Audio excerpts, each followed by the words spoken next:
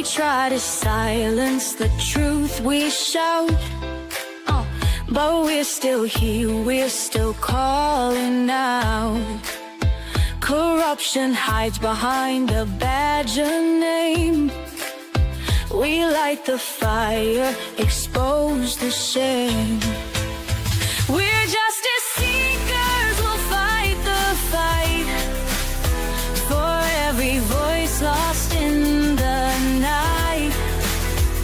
My life mattered is the cry we sing for the ones they tried to bury within. It's just us, we're a movement wide. Together we rise, won't run nor hide.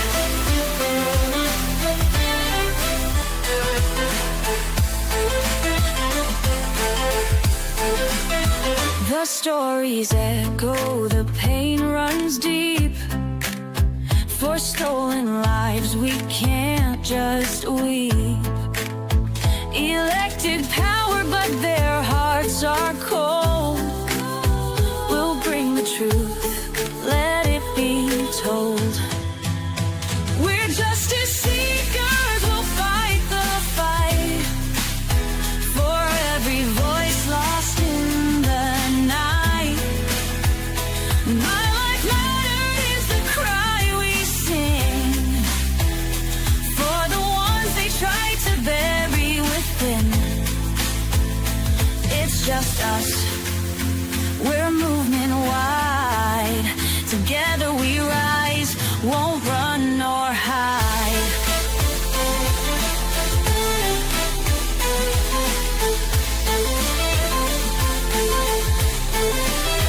We're justice seekers, we'll fight the fight. The heroes undo the harm. Calling out corruption, we'll stand tall. For justice and truth, we'll risk it all. My life mattered is the cry we sing. Together we rise, let freedom ring.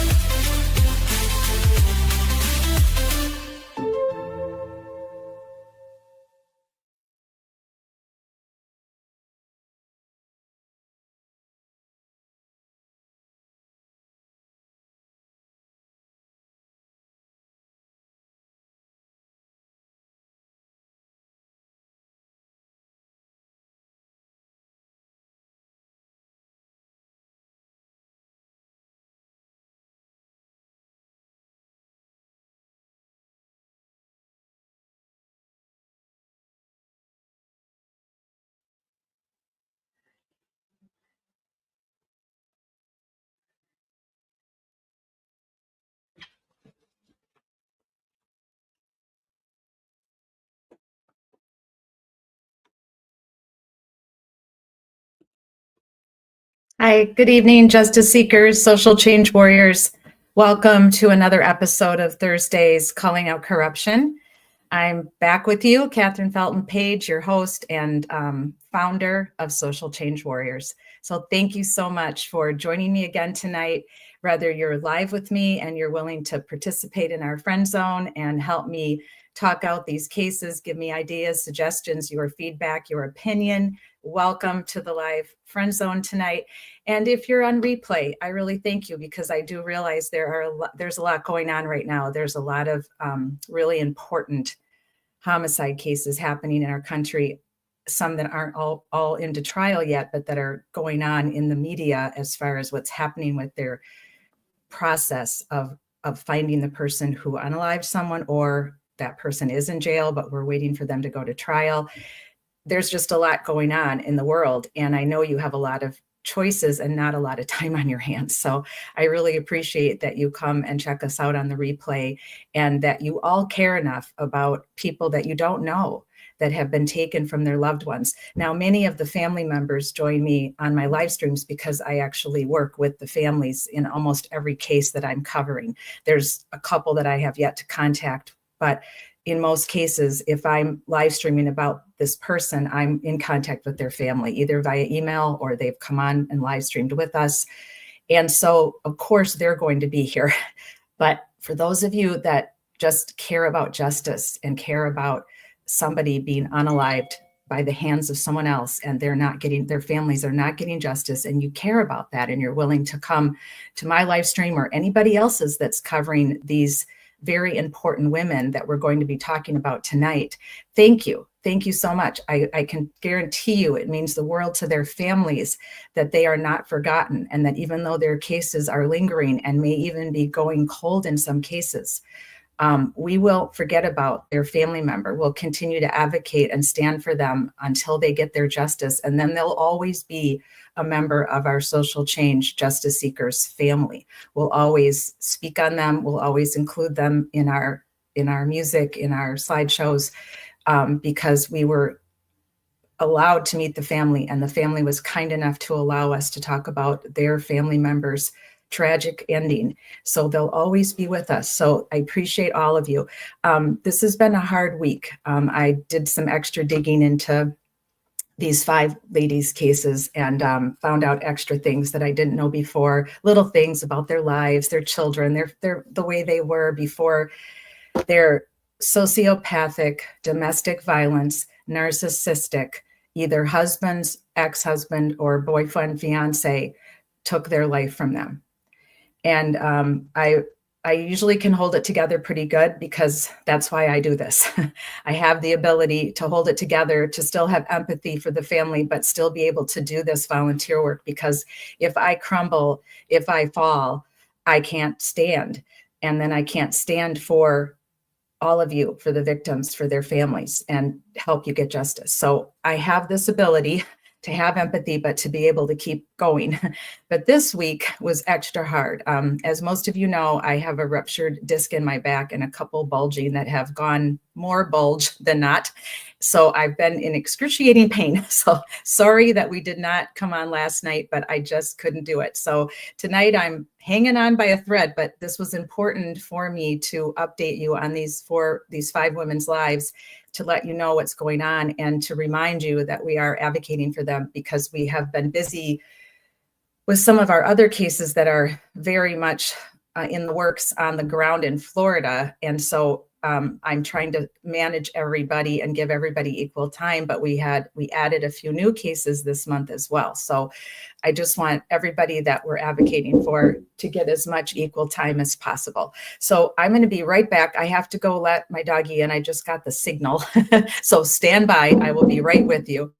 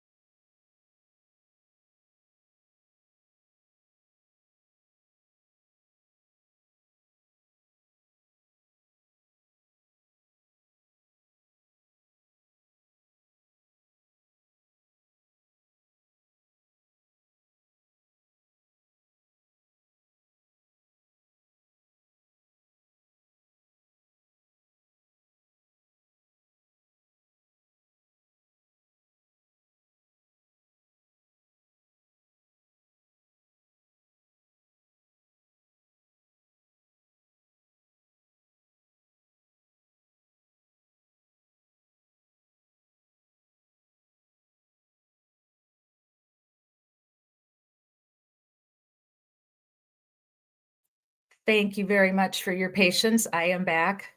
Had to let the puppy out with my mom, and I needed to go help her get him in. So So I was just thanking all of you because, like I said, the families, it matters to them that there are those of us out here in the world that are willing to stand and care for and advocate for someone that we've never met. And the longer we advocate for them and stand for them, the more we feel like we know them. And I certainly feel like I know all 14 of our current victims, and I'm getting to know their families little by little, some more than others because they're close in proximity to me and I've been able to meet them in person. So as I was saying, this has been a tough week. I've actually cried a lot this week, which I normally can hold it together, but I'm just so incredibly sad for these ladies and their families.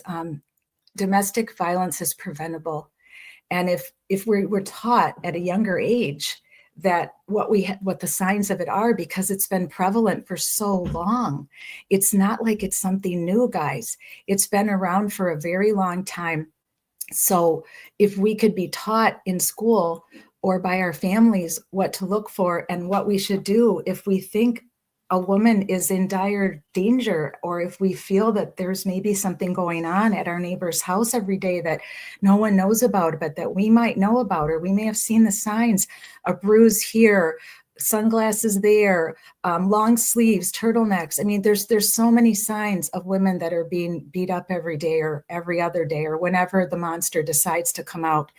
And this week really got to me because I really believe that all 5 of these women would be alive if their neighbors and their family members knew more about the signs of domestic violence. So we have to do better as a community. That's why I started Social Change Warriors in 2020, was to try to help bring some passion and some fire to communities, because we can't always count on others.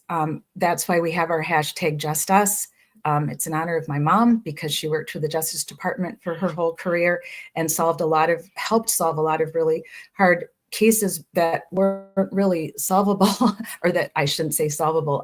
They weren't really able to prosecute without all the hard work that my mother did and all of the investigating that she did as a paralegal investigator for the attorneys that she worked with.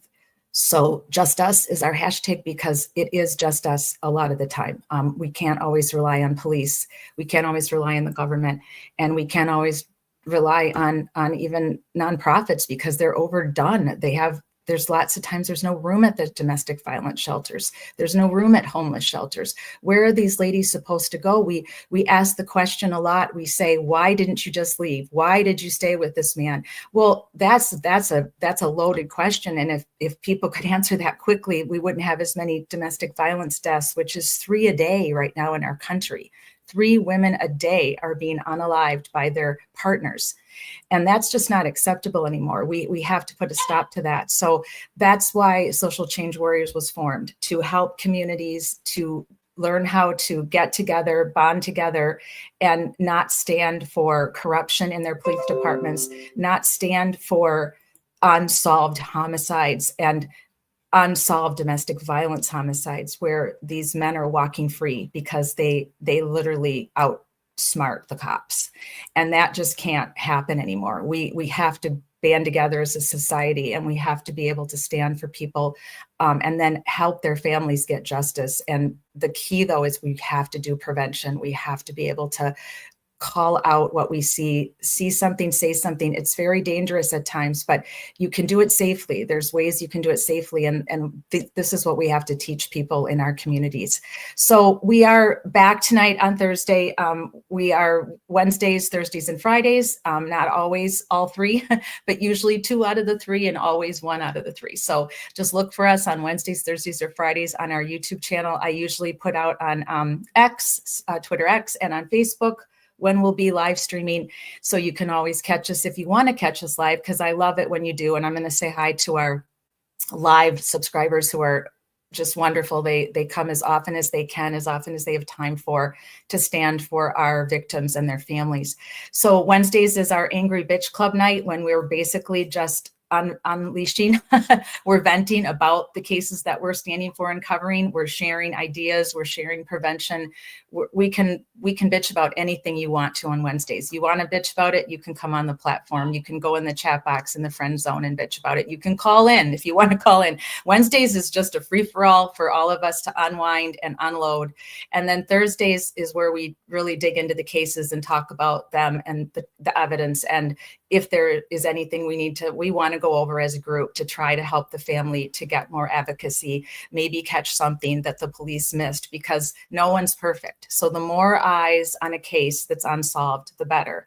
And then Friday night is Friday Night Lies, where we're right now focusing on the Karen Reed trial too. And we will cover other trials as you asked me to, we will cover them. So that's our schedule.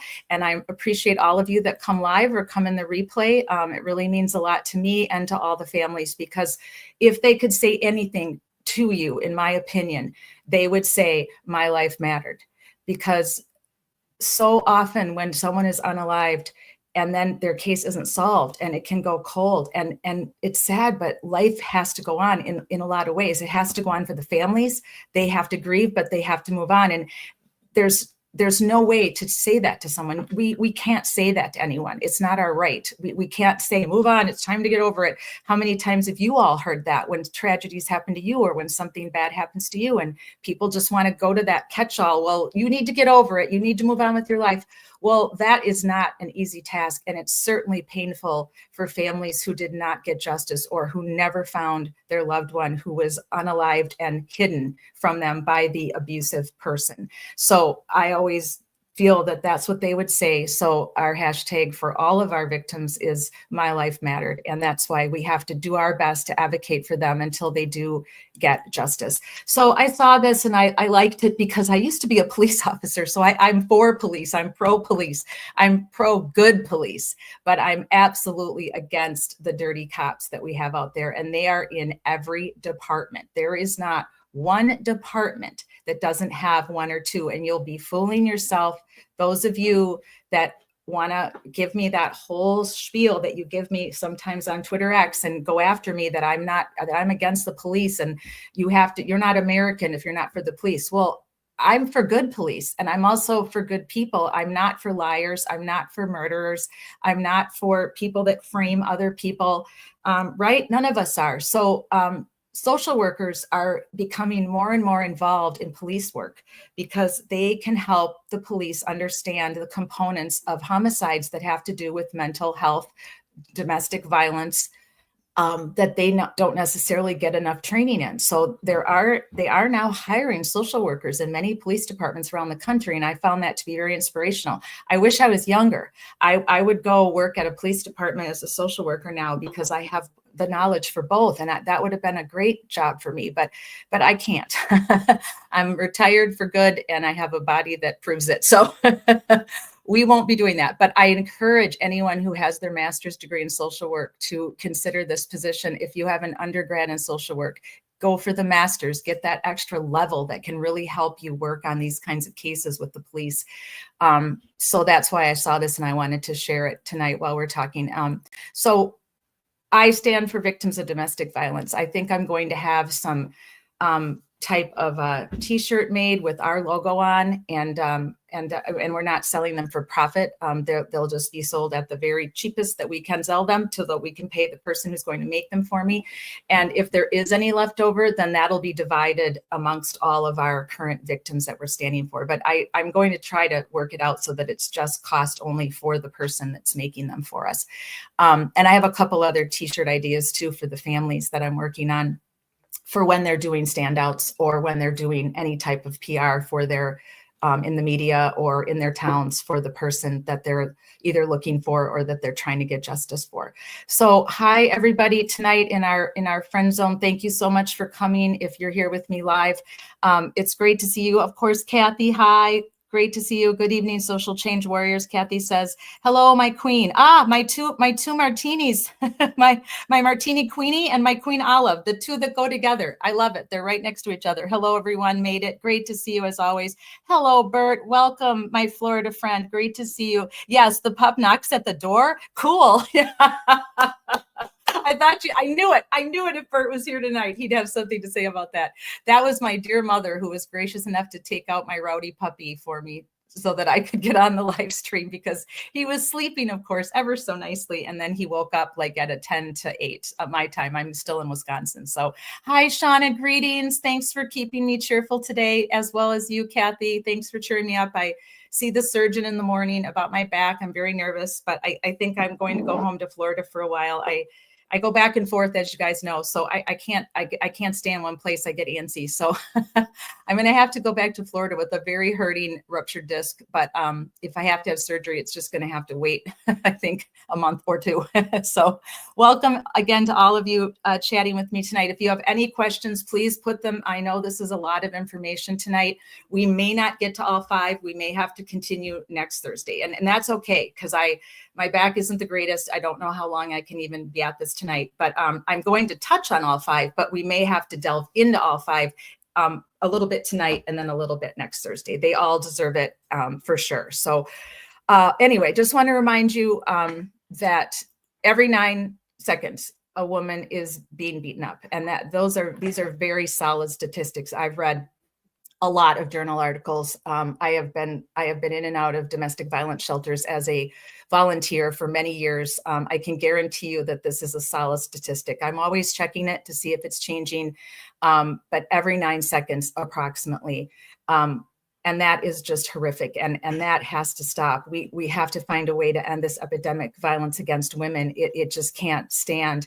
And so of all domestic violence victims, the female homicides, this was from a research article that I read back in 2018, and I haven't seen anything new, but I keep looking to see if the percentages are changing. So I'll take a look again next week, but it'll be close, because it's been close like this for many years.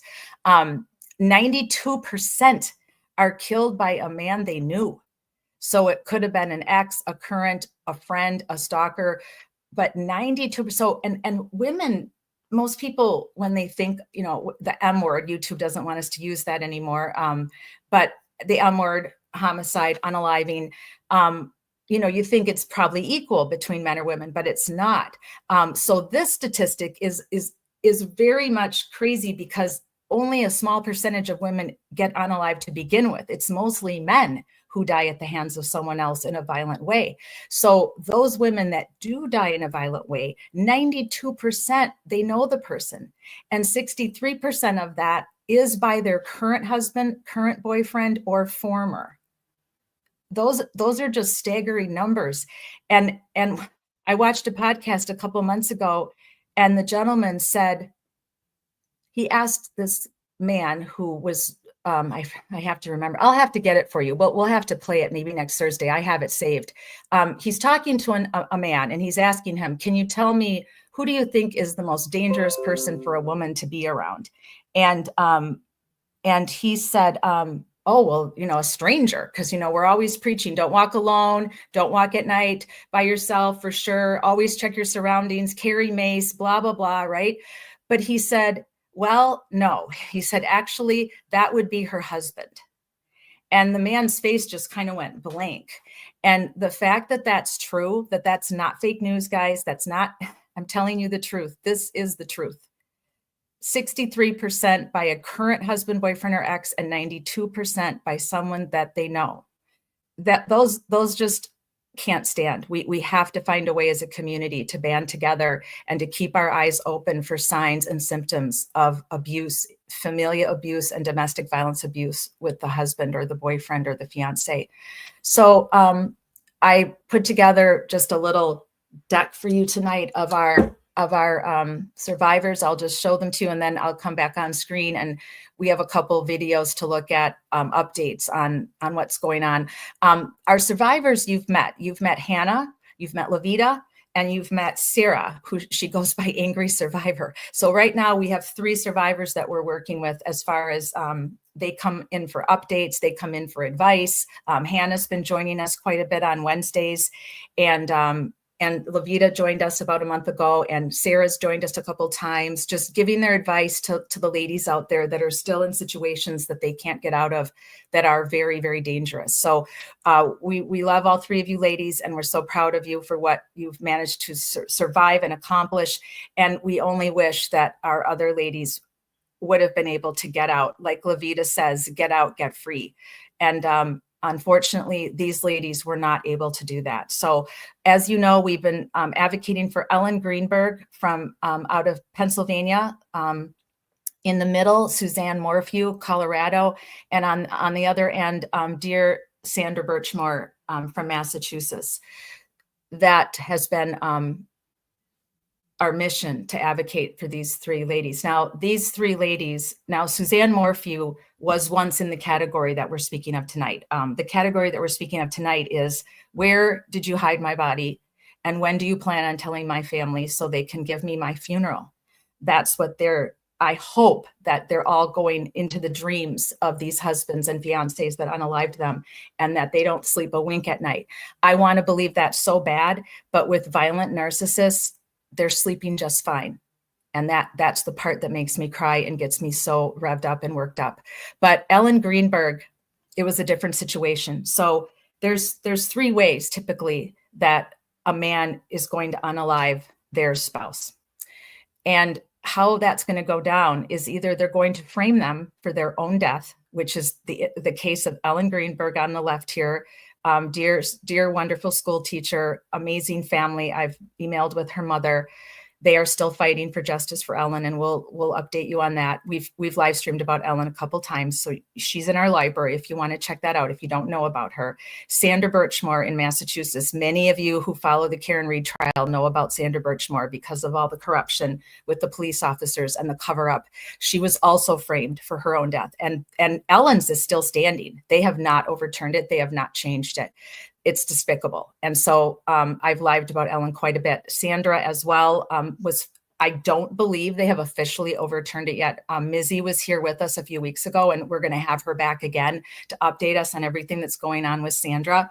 But I don't believe Massachusetts, Canton and the Massachusetts State Police, I don't believe it, because it's the FBI that currently has him arrested, Matthew Farwell.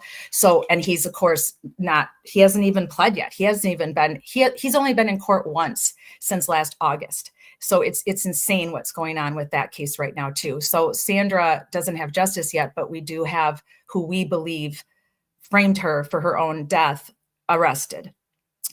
Suzanne Morphew was missing for, I believe, almost 2 years. And by a stroke of complete serendipitous luck, sadly, they were searching for another mother that was missing. And they believed, I believe it was a domestic violence situation, and they couldn't find her. And they were searching for her, and they found Suzanne.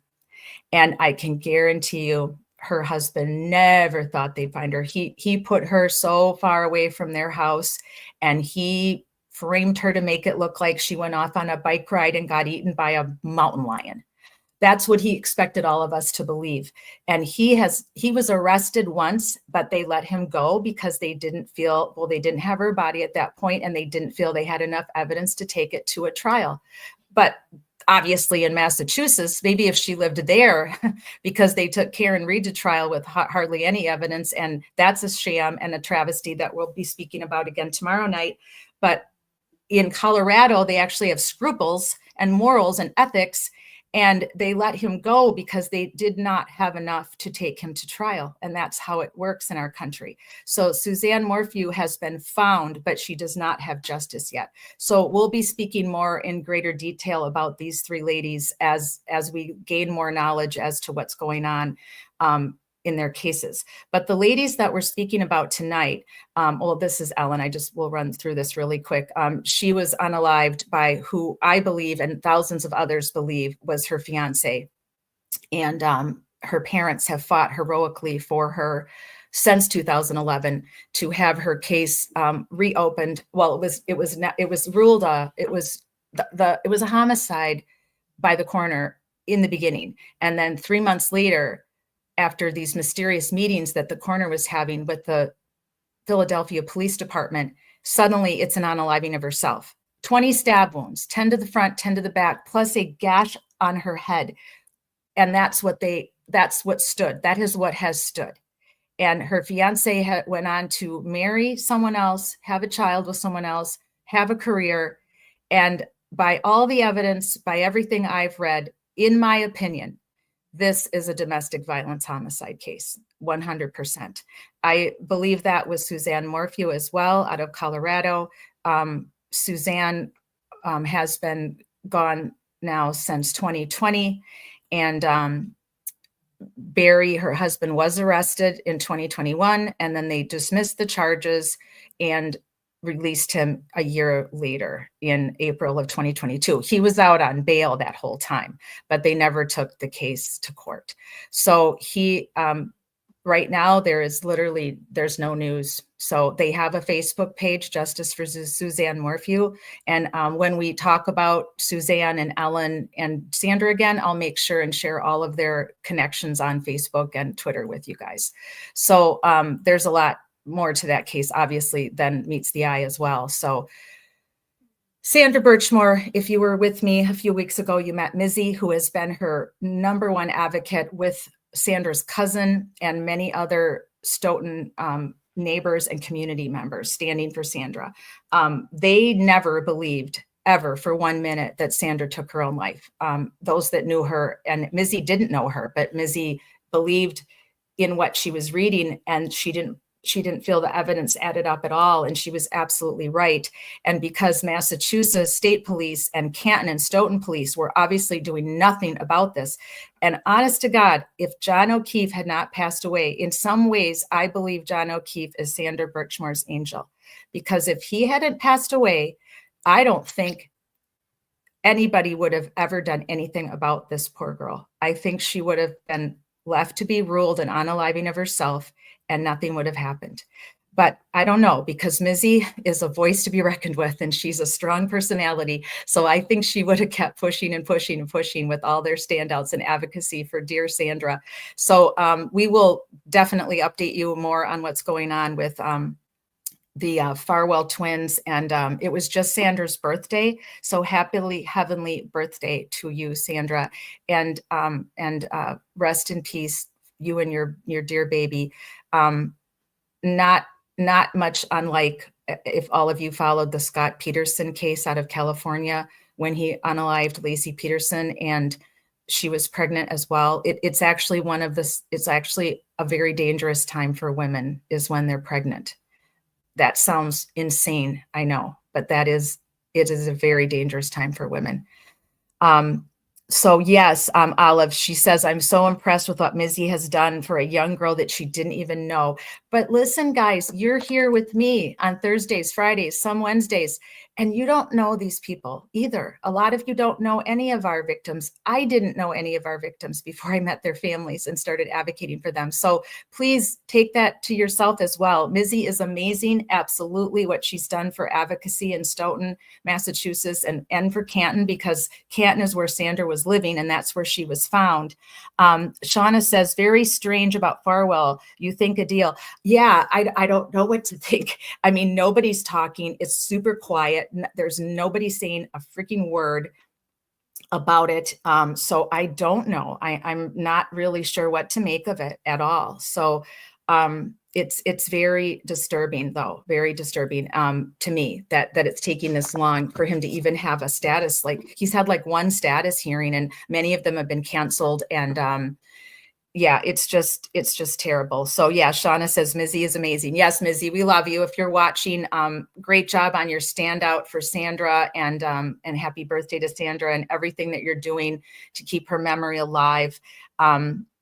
So let's see here. I just want to catch up with you guys a little bit. Oh, okay. It's all good. Shauna popped in and saying hello. Yes. Ellen's Greenberg case is absolutely full of corruption, guys. And we'll do a repeat, rewind on Ellen. I've got a couple lives in the library on YouTube if you want to catch up, but we're going to do some catching up, because we're waiting now patiently. Her parents won that that court hearing that they decided to offer them a deal because they didn't want to have that other medical examiner who had just recanted his statement. They didn't want him on the stand. So they gave the Greenberg somewhat of a deal. But I mean, that's it, they agreed to it, or they could have just said, no, pound sand, we're not taking your deal. We want our daughter's, homicide opened. We want her case opened. We want you to recuse yourselves because you can't do it right, because now you're tainted. So who are they going to get to investigate it? Even if the new medical examiner supposedly still has all of the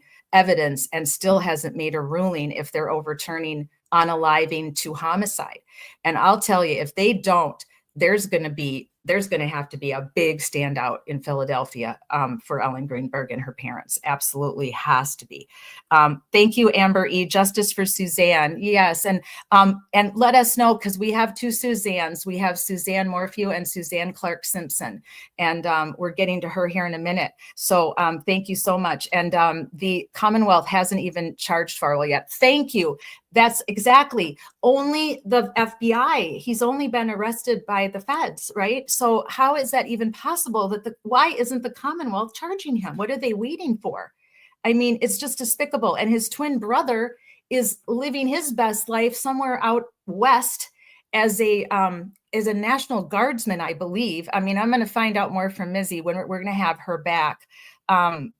So yes, and thank you, Olive. I agree with you, Social Change Warriors. I'm pro good cops. My dad was Ellie, and my oldest son is a federal agent. Well, goodness sakes, bless his heart. That is a tough job. And as you all know that follow Agent Sean on the Gulf, he was involved, as an agent for many, many years. And that I've had friends that worked for the FBI. It's a very, very, very difficult job, very all consuming. So thanks everybody for your comments so far. So we'll circle back with Ellen Greenberg, with Sandra Birchmore, and with Suzanne Morphew, because they were all found. They have had their proper funerals with their families, but they don't have justice yet. So we will stay with them and keep advocating for them. But what we have is the problem we have with these ladies is they have not been found. Their evil husbands and partners unalived them and hid their bodies. So I'll go back to what I was saying. There's ways that these men are diabolical. And I'm afraid there's a percentage of them that unalive their wife or their girlfriend or their fiance, and then they unalive themselves immediately. So there is no justice in that for the family. Are we glad they're dead? I guess we could say that. Some of us may say, no, I'm not. I'm kind of on the side of, I'm not glad they're dead. I want them to suffer. I want them to go to jail and pay for their crime and be in jail for the rest of their life. And is that the same as being dead? I don't know. This is a debate that people have all the time regarding the death penalty. I am not for the death penalty. I don't feel our justice system is good enough and smart enough to get it right.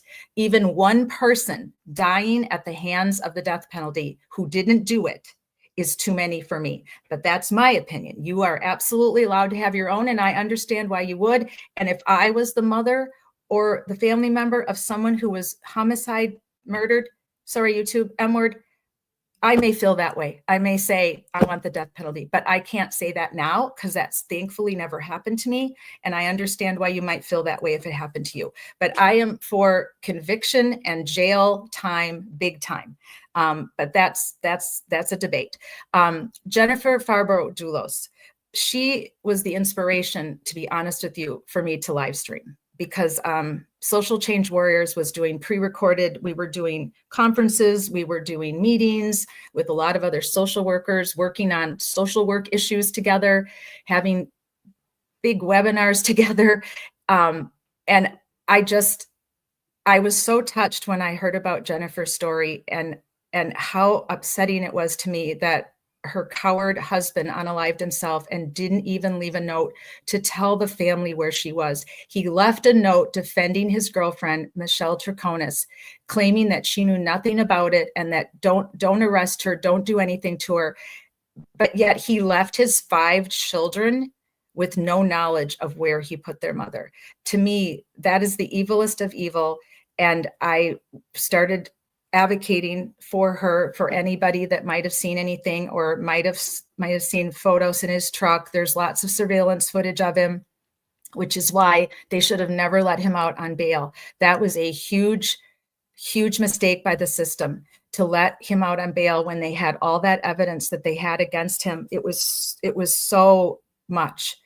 I just makes me heart sick, because maybe we would have known where she is by now. But right now, her mother and her 5 children and her family and friends do not know where she is. So we will continue to advocate for wonderful Jennifer for as long as necessary, until she's brought home to her family. So Sarah Ebersol, Suzanne Clark Simpson, and Ashley Lachey Elkins. These are 3 women that had amazing lives. They all had children. They all had friends and family and jobs and careers and hobbies. And because they were with someone who became, or always was, a narcissistic, diabolical man, and they didn't see it in time, or no one else saw it in time, or everybody saw it, but nobody knew what to do, they're not here. And we don't know where they are. And that's miserable for the families.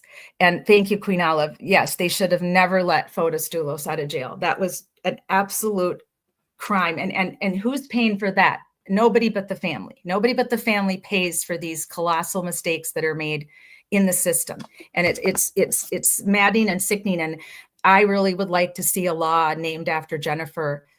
Jennifer Farber, they wouldn't even use Dulos anymore. Just Jennifer Farber's law, where if you have enough probable cause to have arrested him, then I don't care what this whole innocent till proven guilty thing is at this point.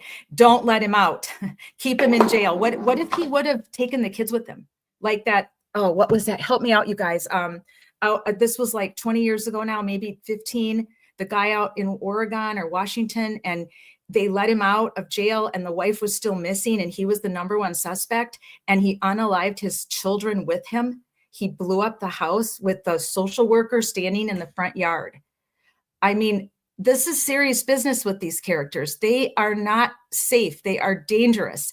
And we can, the whole innocent till proven guilty, that can follow them into court, but you can't let them out on bail. You just can't. There's got to be better laws to protect women and children from domestic violence abusers. It's just sickening. Yeah, Queen Olive, I agree. I think Michelle knows way more, but she definitely won't see anything because she only got 14 years. So yeah, she'll never talk now. The window for her to talk is closed. It's just sick. Yes, Powell, thank you. That was just horrible. Now, I don't think they've ever found her. I'd have to go back and look, but I don't think they did, because he unalived himself and the children, and I don't believe they ever found her. But we may do an honor. We may add her to our honor wall, because the case is closed, because he. I mean, there's no doubt he killed her. I mean, obviously, we'll never know for sure, but I think we know for sure. So, but I think maybe we'll add her to. I wanted to start an honor wall for cases that are closed, of all of the domestic violence victims, that just to start remembering all of them, to show the world how many there are and why we need prevention now, not later. Sarah Ebersol is the young mother that I've been live streaming about since last fall with her sister. She has been missing for 2.5 years out of Marion County, Florida. 2 years, 2 months. I think it's up to 18 days now and 8 hours to be exact. I've kept a running count on Facebook, but I consider this case to be stalled, because Marion County has literally done nothing to keep the public informed about what they're doing on this case. Now, of course, all of you out there that are former law enforcement or that have been in the law enforcement field in any capacity know that the integrity of the case is paramount and very important. So there's not a lot that they can tell you, but they most certainly could keep you up to date a little more than they are in this case. This case has been silent crickets. Once a year, they have made a post stating what they already know. It hasn't changed in 2 years now. They're no closer in my mind, to finding this person, because at this stage of the game, what's it going to hurt? This is a small area, tiny little town, Reddick, Florida, near Ocala, about 30 miles, 30 minutes from Ocala, which isn't that big of a town either. Maybe 60,000 people at best, maybe. I'm not positive. I have to look it up, but close. What's it going to hurt giving out a little more information now to ease the public?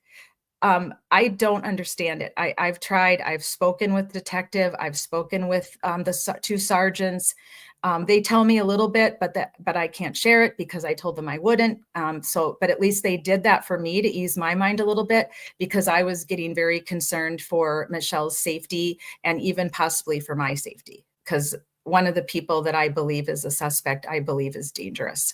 So, but I'm frustrated. Michelle is frustrated. Everybody that is looking for Sarah's soldiers are frustrated. And Sarah is just missing. It appears as if she disappeared into thin air. 1 minute she was using her phone, 1 minute she wasn't, and nobody's talking. So it's an absolute travesty. This was one of the last pictures that was on her social media before she went missing. This is the person of interest that the detectives are claiming is a person of interest, but we don't really know for sure, because they haven't said much on this case. But what they have shared is that because one of the witnesses that she was with partying that night gave the information that they were texting with him, and they texted for him to come over and party with Sarah, which to me makes it sound like that he knew her and that he was aware of who she was. And then another witness stated that the witness who was texting with Tyrone, his name was Bubba, he's no longer alive. This other witness, Tisha, stated that they literally were practically carrying her out of the house. So I don't believe she drank that much based on the evidence. So either they gave her something that they shouldn't have given her, and they panicked, and they were taking her somewhere, and no one's talking because Tyrone refuses to cooperate, and they arrested him for not cooperating last year. And all they could charge him with was obstructing a police investigation and lying about his cell phone. So he got probation, which he's already served. And now we're back to square one. Nobody's arrested. They're not talking about anybody. I have permission to show Dahlia. We don't typically show children's pictures, but in this case we are, because she mattered to Sarah and Sarah matters to her. And she is currently living with the man at the top of the page. That is her biological father. And Tyrone, I believe they know each other. And in my opinion, and my opinion only, I believe that they are connected somehow to her disappearance.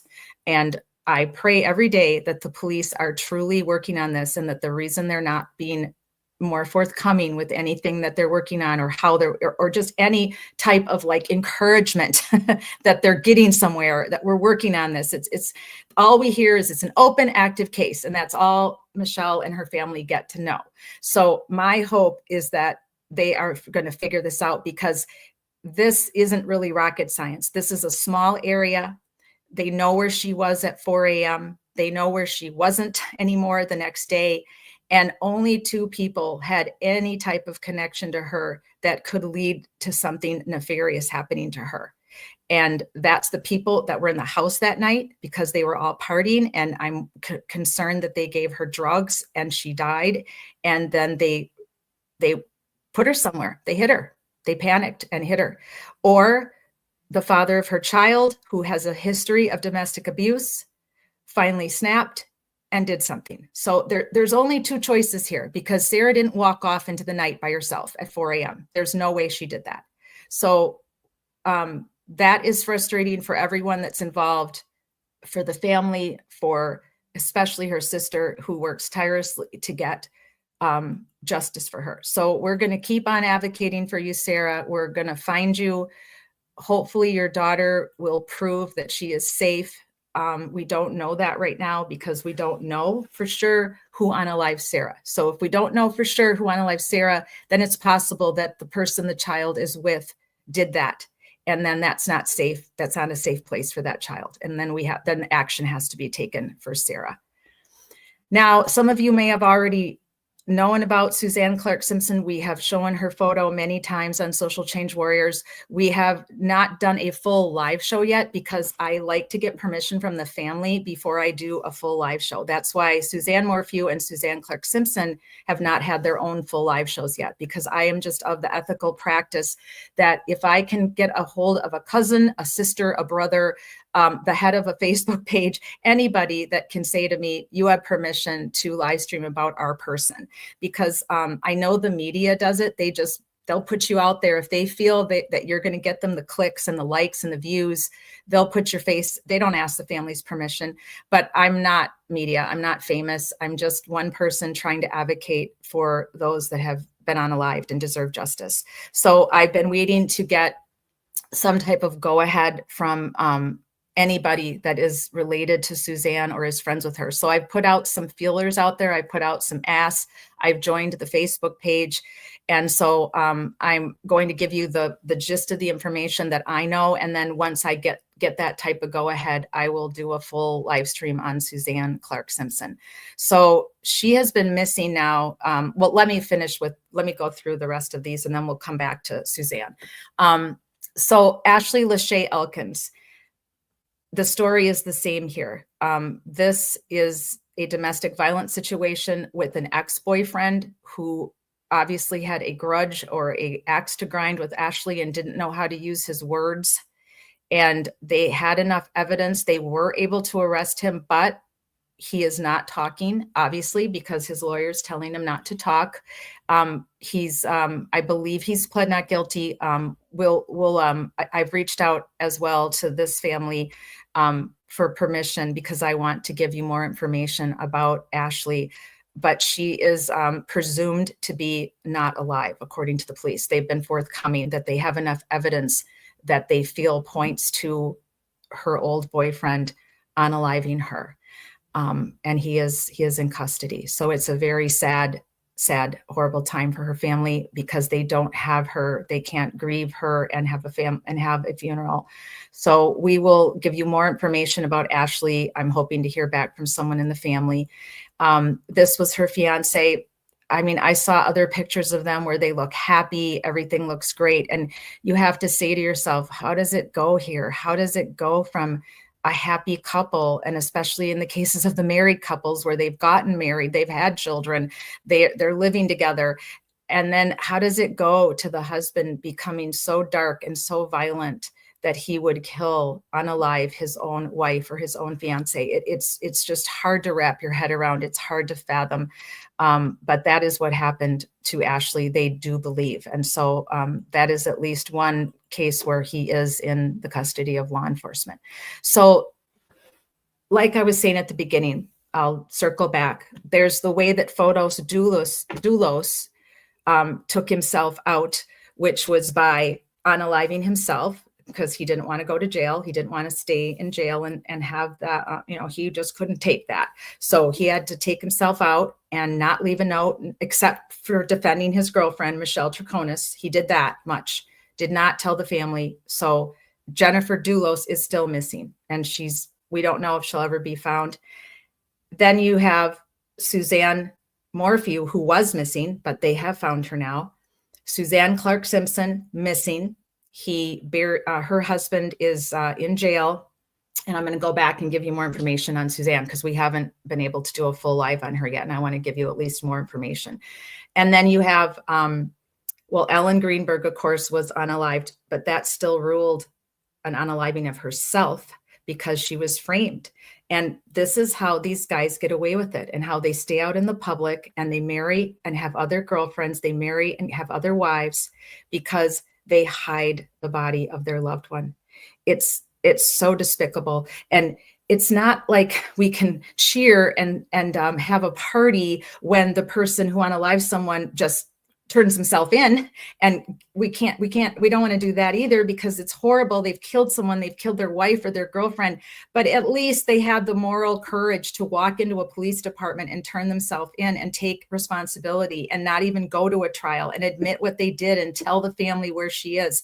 That doesn't happen very often. It's very rare. Most of the time, these narcissistic, violent men hide the body so they can get away with it. They have no intention of being caught. They have no intention of going to jail. They've convinced themselves in their brains that they had a reason to do this. This is what narcissists do. And if any of you have dated them or lived with them or you have friends, they will never take responsibility. They don't know how to say, I'm sorry. They don't say it because they don't ever feel sorry for anything, because they don't feel anything's ever their fault.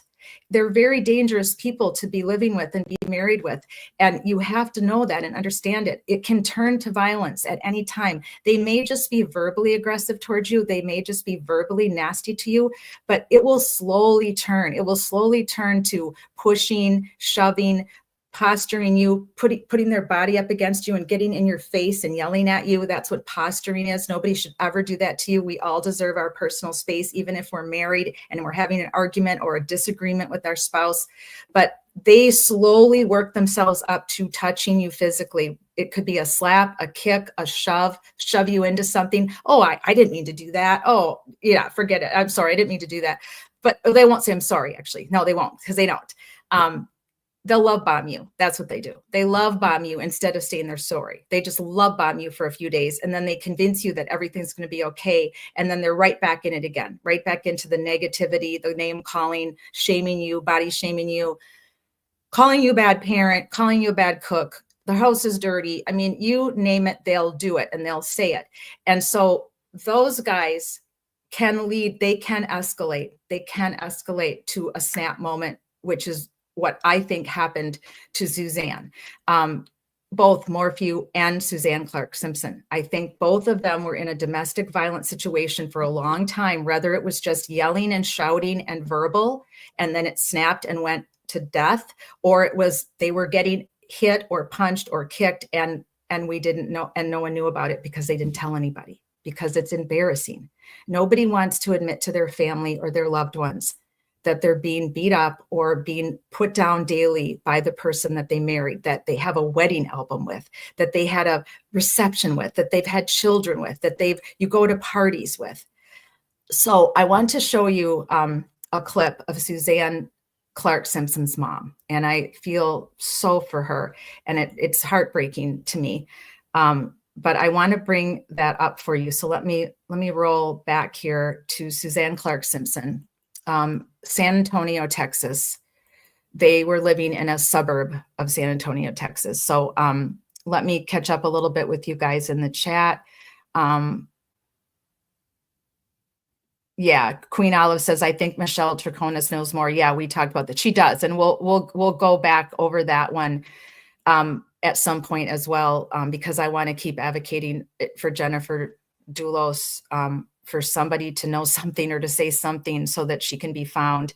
Amber E, they were all so beautiful. Yes, I mean, all women are beautiful, right, Amber? We're all beautiful in our own way. We all are different. We all have different colored hair. Some of us have freckles like me. Some of us are old, young, medium. Some of us are white, black, Asian, Hispanic, you name it. We come from all different walks of life, different religions, different ethnic groups, but women are all beautiful. I've never, ever met a woman that wasn't beautiful, because so many women are beautiful on the inside more than they even are on the outside, because women tend to be so compassionate and so empathetic and so caring, which is why we don't get unalived very often.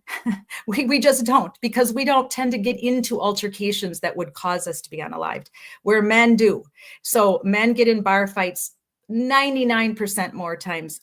Very rarely are you going to hear or see a woman in a bar fight. I think I had one call that involved a woman with another woman in a bar fight. It's mostly men, and those can lead to homicides a lot, bar fights, because alcohol and people carrying concealed nowadays, that just doesn't mix at all, does it? And so that's a big problem. But because women are so compassionate and are so empathetic and caring, they're not killed that often. Most women die in childbirth or from diseases, breast cancer, any other form of cancer, heart disease. We're just not unalive that often, thank goodness. But when we are, it is our husband, our boyfriend, our fiance. And I cannot repeat that enough, because people just don't seem to want to believe that. They don't seem to want to understand the danger that we're all in. when we're in a situation with anybody that shows signs of narcissism or rage or any kind of personality disorder that leads to rage. Amber says, perhaps Susan Simpson's eldest daughter would give a green light. She has been outspoken. Yes, she has. She absolutely has. I wrote to two of her friends that I found on Facebook, and I've been accepted onto the Facebook page now. So I hope that one of them will allow me to. Now, to be honest with you, I don't need permission. I am technically a victim advocate now. I'm a volunteer. I'm about to go nonprofit soon once I get all the paperwork turned in. I don't have to have permission to do what I'm doing. I'm advocating, but I like to have permission. It makes me feel better, and I like to speak to the family. Because it's important for me to understand a little bit more about their case that I wouldn't get from my own research.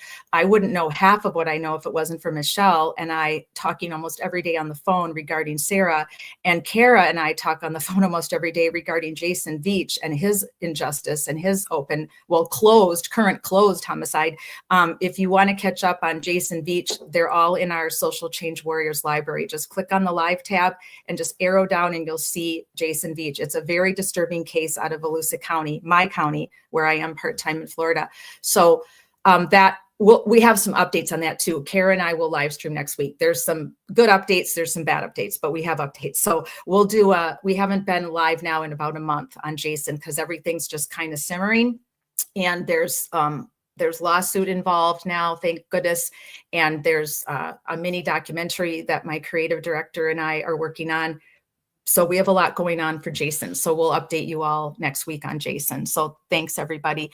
Yeah, Shauna says, I know, Amber, this is so sad.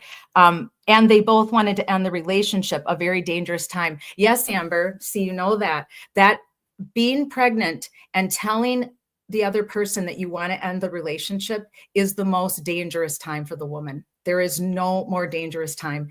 And it's heartbreaking. And I haven't covered Anna Walsh. I have not covered that one yet because I felt at capacity with 14, and I include John and Karen in that because I'm advocating for them on Fridays, and many other nights I've advocated for John O'Keefe and for freeing Karen Reed.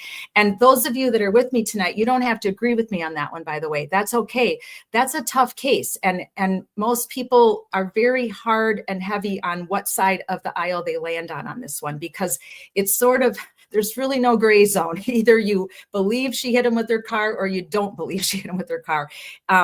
I personally believe there's a lot of gray zone. And that's why I believe that it should end. It should just never have gone to court. Sadly, there are times when we cannot arrest somebody. We do not have the probable cause. We do not have enough evidence, and people get away with their crime. It happens. It happens 50% of the time in our country. We have a 50% clearance rate for homicides in the United States. That was as of 2020. So these are alarming numbers, and they should scare all of us. And we have to work harder to help make that not happen with community awareness and with prevention, and anything we can do if a family member that we feel is in peril or something's wrong. Maybe they'll get mad at us for a couple of weeks. Maybe they won't like us for a couple of weeks, but maybe we saved their life. We don't know, right? I've had girlfriends in domestic violence relationships where I've lost the friendship for a while because I wouldn't stop pushing for them to get out. And once they did get out, then the friendship resumed, and they were grateful to me, but they had to do it in their own way. They had to do it in their own way, they said. And I understand that. I mean, that it's our life. We have to, my life mattered. I have to figure it out how I'm going to end this relationship. When I have children involved, it's scary. We're afraid that the man's going to take our children from us, which has happened to many women. The court system does not protect us. So we cannot blame any of these ladies for not leaving their husbands, because they don't want to leave their children with this man. They don't want to share custody with this man, but the law wants to let them. The law says it has nothing to do with the children. How in the world the law can tell me that if my husband beats me every day, that has nothing to do with his ability to parent my children? How can they say that, right? That makes absolutely zero sense. If they're beating their wife, they deserve supervised visits at best. That's it. You beat your wife, you try to kill your wife, you get supervised visits. That's it. That's all you ever get. It just makes me so damn mad. Yes, Queen Olive. Anna Walsh's case has a lot of the same players as Karen Reed. Brian Walsh's attorney is trying to get his Google searches thrown out due to the good old MSP at Norfolk County. That's right. I saw that. And I have a couple clips to show you on that. Because like I said, I did not actually have Anna as part of our Social Change Warriors, but I want to make her part of us. So I'm going to add her, and I want to do a full live stream on her if I can reach family, and even if I can't, because I've been covering the Karen Reed case so thoroughly for the last year, and I know all the players. Like you said, Queen Olive, we know who these players are. Proctor, I think, isn't Yuri involved in this one too? I mean, it's really scary that what they have done in the Karen Reed case could now affect Brian Walsh, who obviously is innocent until proven guilty, but the evidence is there. The evidence is there. The history is there. The statistics are there for me to believe, and I've followed this case since it happened, that he did unalive his wife. That's my opinion. I'm allowed to have it. If I'm wrong, I'm wrong, but I don't believe I'm wrong. And yes, Queen says, I will be so mad if Brian gets away with it. Oh, it's just going to be disgusting, absolutely disgusting. And the odds that he would do it again are very high. And that's very scary. If they let him walk, and he will find another wife. He's Rico Suave. He's Mr. Movie star, just like Fotos Dulos.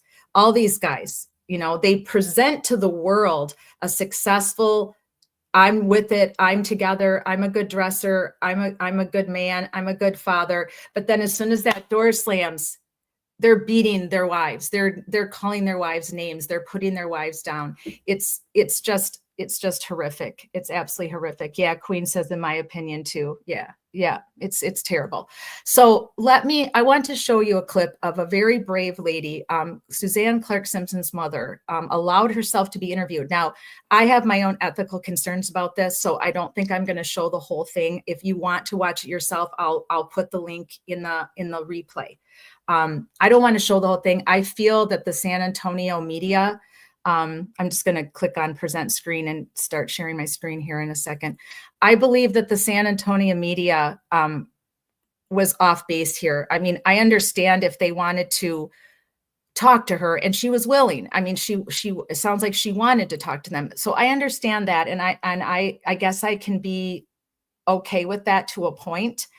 But what I don't understand is why they did such a long interview. It's almost like they were repeating the same questions over and over and over again. And that's the one thing I don't understand that. It was too long. And having come from a journalism background, we're trained on being very cautious with families that are in trauma when there's been an unaliving or an accident, and you go to the scene as media. And we're trained to be very careful and cautious with the families. So I was a little disappointed in the San Antonio media, how they kept pushing and pushing for continuing questions from her mother. It was just overkill. So I don't want to show the entire interview. So I'm getting that pulled up right now. So stand by, I'll have it for you. So like I was saying, her husband is in jail. They arrested him, I believe, 3 days after. And because of evidence that they were able to put together. So I'm just looking for, where did I put your interview? I have to search for it because I had it up. In the meantime, I want to show you the interview with his brother that they did shortly after she went missing. Because the family has taken a hit, obviously, to their reputations as well, which is sad because, this is only his fault. It's not his family's fault. But they've taken a big hit in the social media, which is, extremely sad for them. They seem to be wanting him to tell the truth. The brother has, I guess, been interviewed a couple times. This is just the one that I happened to find. So let me come back into the room here a second and hit the share screen button with you. And we'll take a look at this one. So this was, there'll be some commercials that we might have to go around, so I apologize for that. So this is from October of 2024. So this was shortly after she went missing on October 6th.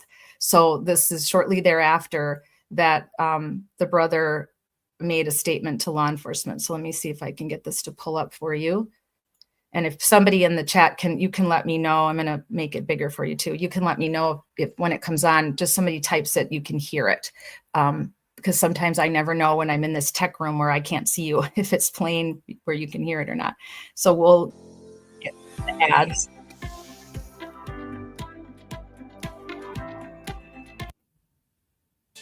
Three days and no evidence, but the search for Suzanne Simpson continues at an East Bexar County landfill.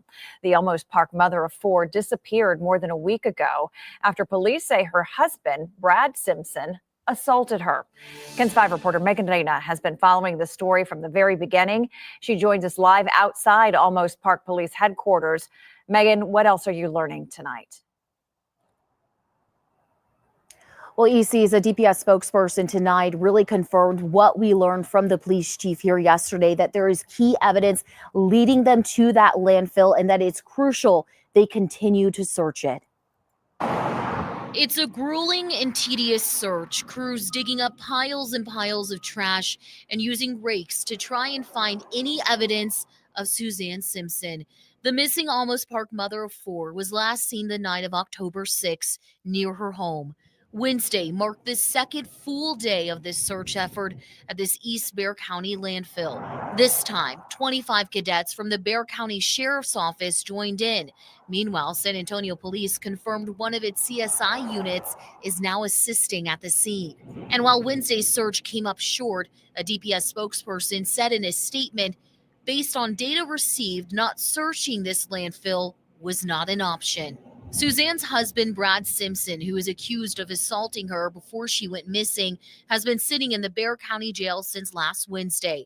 His brother, Barton Simpson, told us in his statement, quote, "Until Brad chooses to cooperate, we will continue to cooperate for him, as we have from the very beginning of this heartbreaking ordeal." He went on to say, "This is not how he was raised, and this is not who we are," end quote. Brad Simpson has a $2 million bond and a federal hold by the ATF for an unlawful weapons charge. He faces up to 10 years in federal prison for that charge. And Barton Simpson also told us this is a devastating time for the family, especially because Brad Simpson won't cooperate. He simply calls it unacceptable, but says they'll do everything they can to help investigators find Suzanne. We know that search will start back up again at 8 o'clock tomorrow morning at that East Side landfill. Reporting live from Almost Park tonight, Megan Reyna, KENS 5. So Almost Park is where Suzanne and her husband and their children were living. Two of them, one of them's in college, one's, I believe, living in New York now, approximately somewhere out east. I think it's New York. And one's in college out west. And then the two younger ones were still at home. And the younger one witnessed this supposed argument that was going on, alleged argument that was going on between them. Now, that clip I just showed you was from October of 16. So she'd only been missing roughly 8 days, I think they said.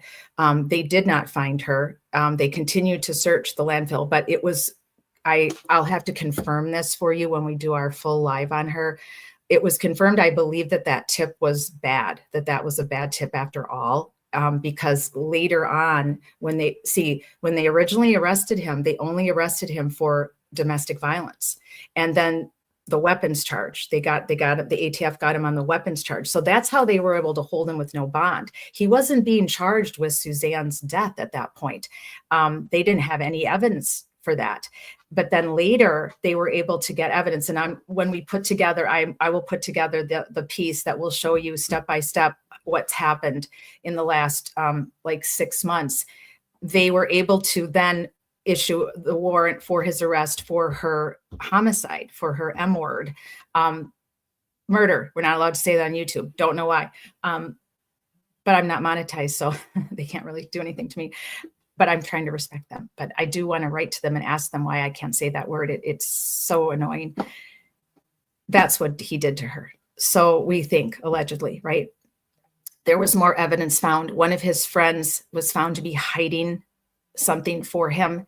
And I'll get into that more in detail later, that her DNA was found on. So they were slowly but surely, they got surveillance footage. They had a surveillance picture from a distance of, they believe, his truck. I'm pretty sure they think it was his truck. I don't know if they got the plate, but I believe they knew it was him.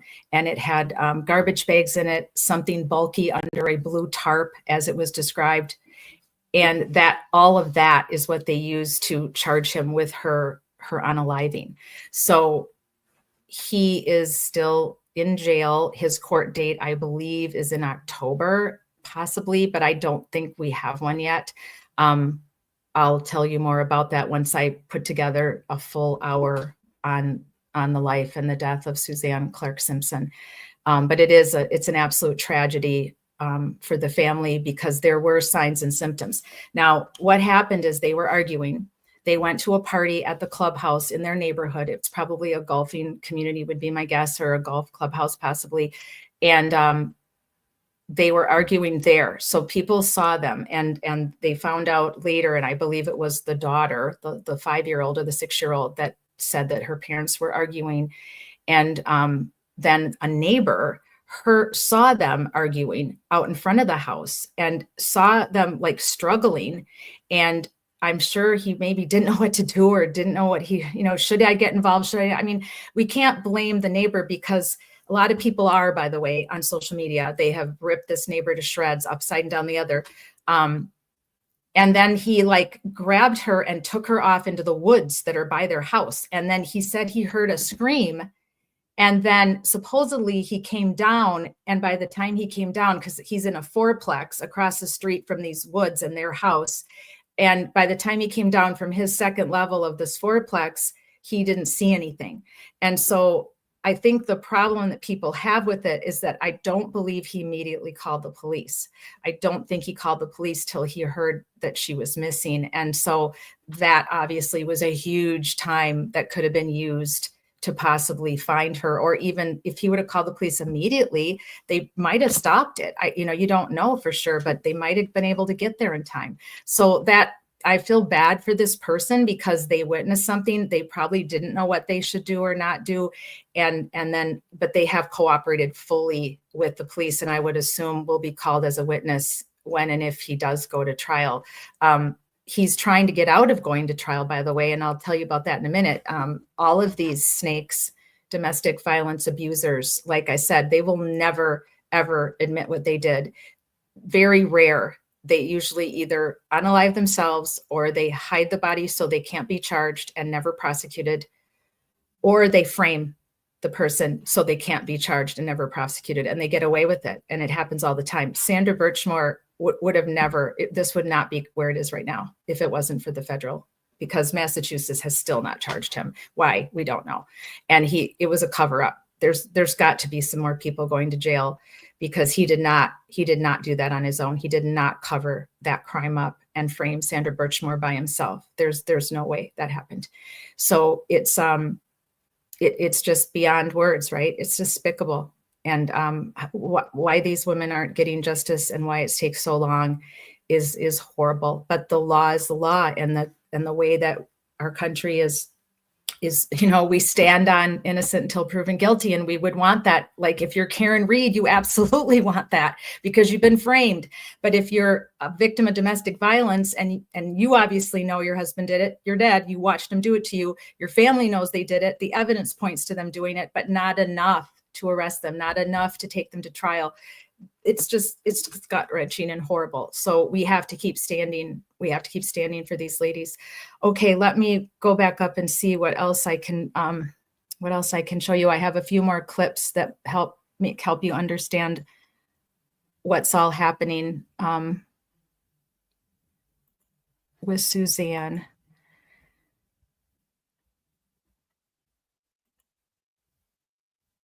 Well, this is a good one. This is a timeline, and this is actually really good. I saw this the other day. Let me get this up here in the studio for us.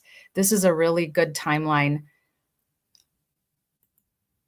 You won't be able to read this, by the way. I'm going to share my screen, but I don't think you'll be able to see it. Some things come over real good. Videos usually come over real good, but the anything in writing doesn't always come over real good. So I'll just have to.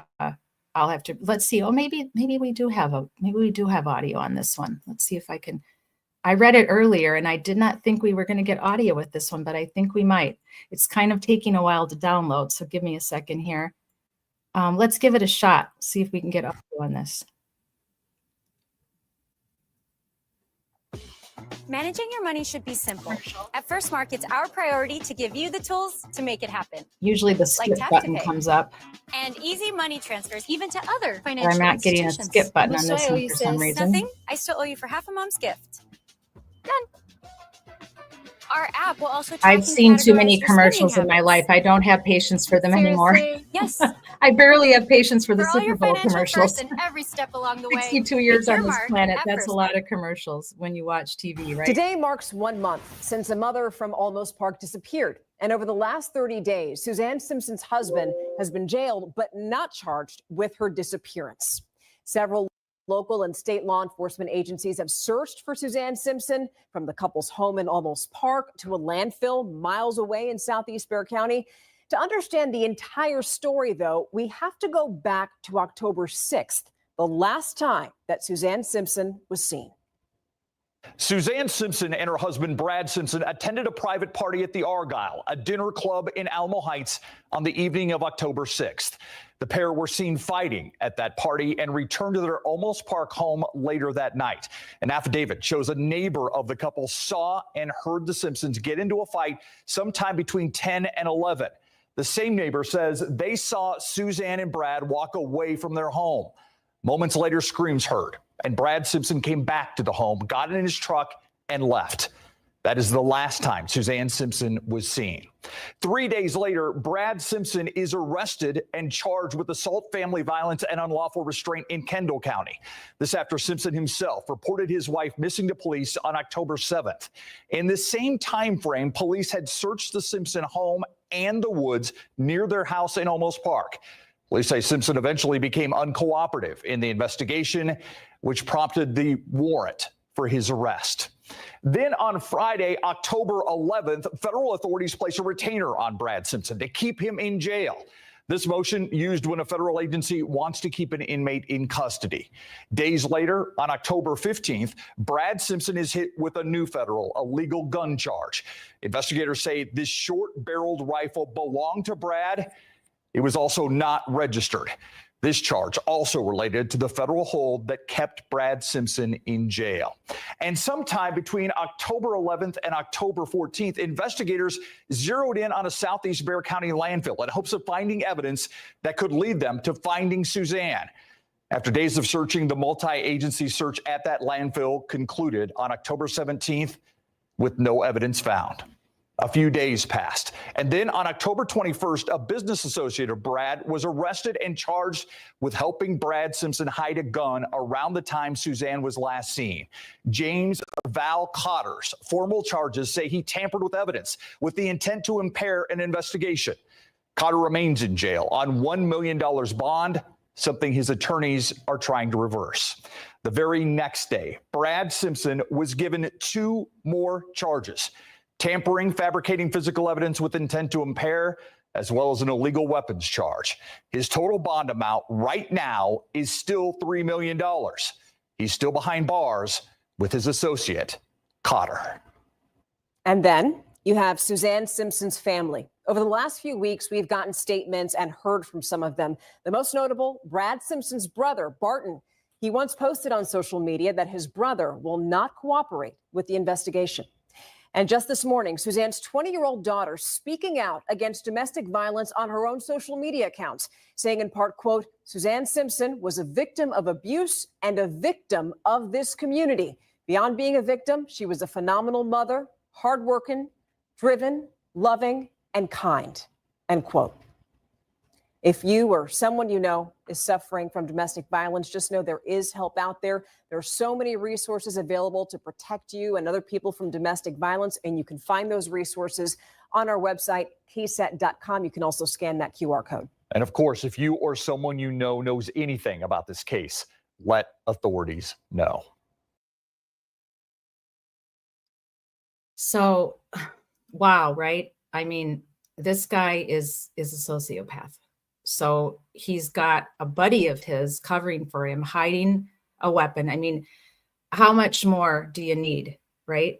But he has the audacity to get his attorney to go into court on the 22nd of April, and I'm going to pull that up here in a second, and try to get it squashed, try to get his indictment squashed because there's no body. That's what he planned all along. That's what Fotis Dulos planned. He never thought he was going to get caught because he's so arrogant, so conceited, so narcissistic that I'll kill my wife. I've got it planned. It's premeditated for sure. If you're hiding the body, it is premeditated because you have to know where you're taking it. You have to know where you're going to put this person so they probably can't be found. Scott Peterson never in a million years thought Laci would be found. All the women that are eventually found, I can guarantee you their nasty, horrible spouses didn't ever plan on them being found, and they were going to sit on that was going to keep them out of jail. It's worked in the past, and they've seen it work because the whole world basically knew about the Laci Peterson case. That became a worldwide phenomenon and court case, just like so many people now know about Karen Reed and John O'Keefe losing his life at 34 Fairview. That's become worldwide now. And I obviously, all of you know about what happened in Idaho with the 4 college students. That case is taking some very weird turns. I think we're going to start covering that a little bit. I've been watching some other really excellent live streamers give coverage on it with some really bizarre things that they've found just by doing their own investigation, similar to what Turtle Boy Aiden has done for the Karen Reed. Well, there's people out there who don't believe that Brian Kohlberger either acted alone or that he did it at all, that he was framed.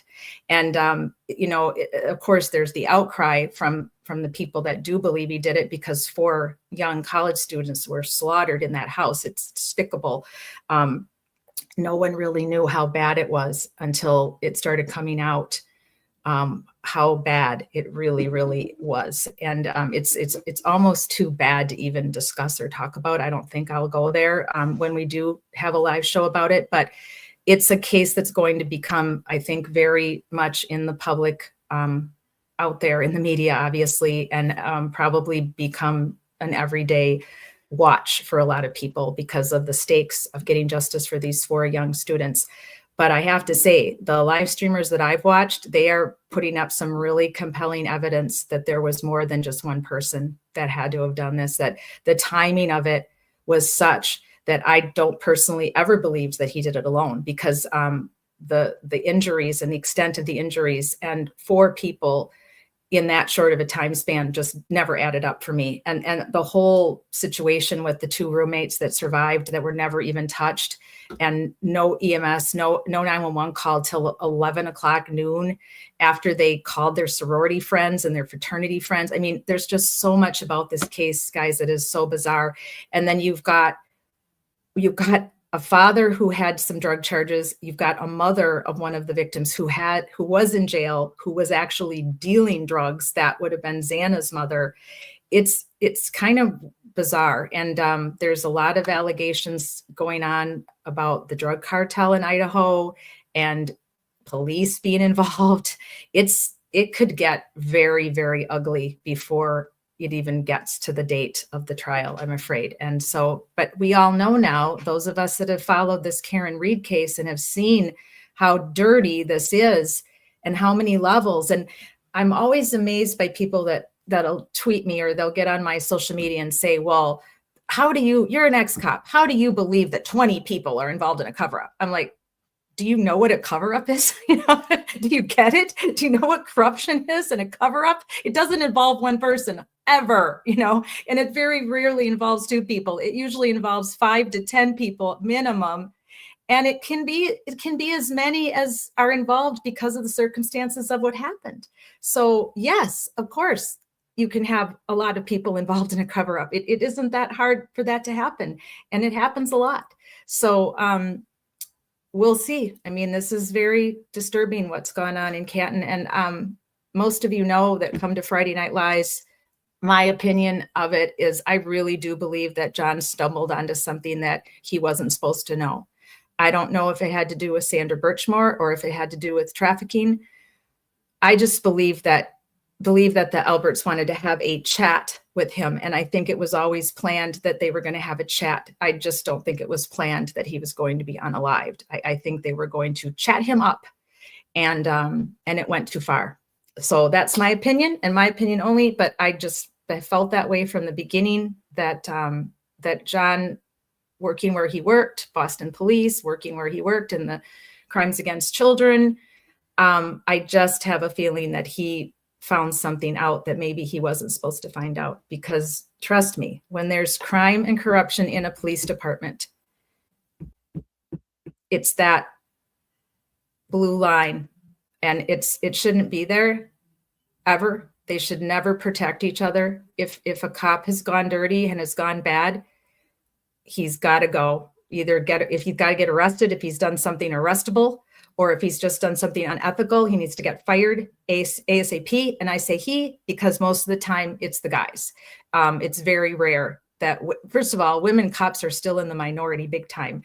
At my department, I think there were 6 of us. 2 were in the chain of command, and I think there were 4 or 5 of us on patrol. So we're still a minority in the police. So that makes us a minority as a dirty cop as well, right? So the majority of dirty cops are men.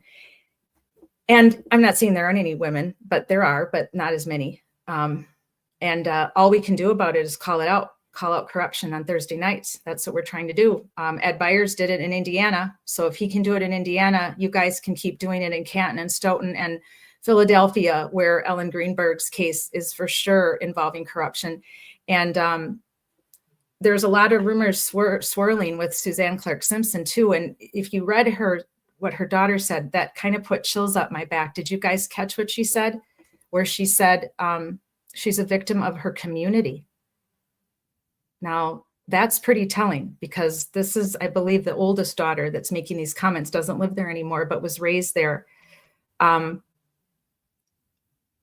I've read a lot in the last few days about that community and some of the other communities surrounding San Antonio. And there's definitely some white collar crime going on, and nobody, is going down for it. Nobody gets caught for it. It's rumors, it's allegations, speculation, but that some rumors are not rumors. They're actually true, and they've been put out there by people that are in the know, but that are too afraid to go to the police. So it just gets leaked out to the public. And that's why you have investigative journalists who solve crimes a lot for the police, because nobody goes to the police because they're afraid. They're afraid to turn state's evidence against anybody. They're afraid to turn in their neighbor.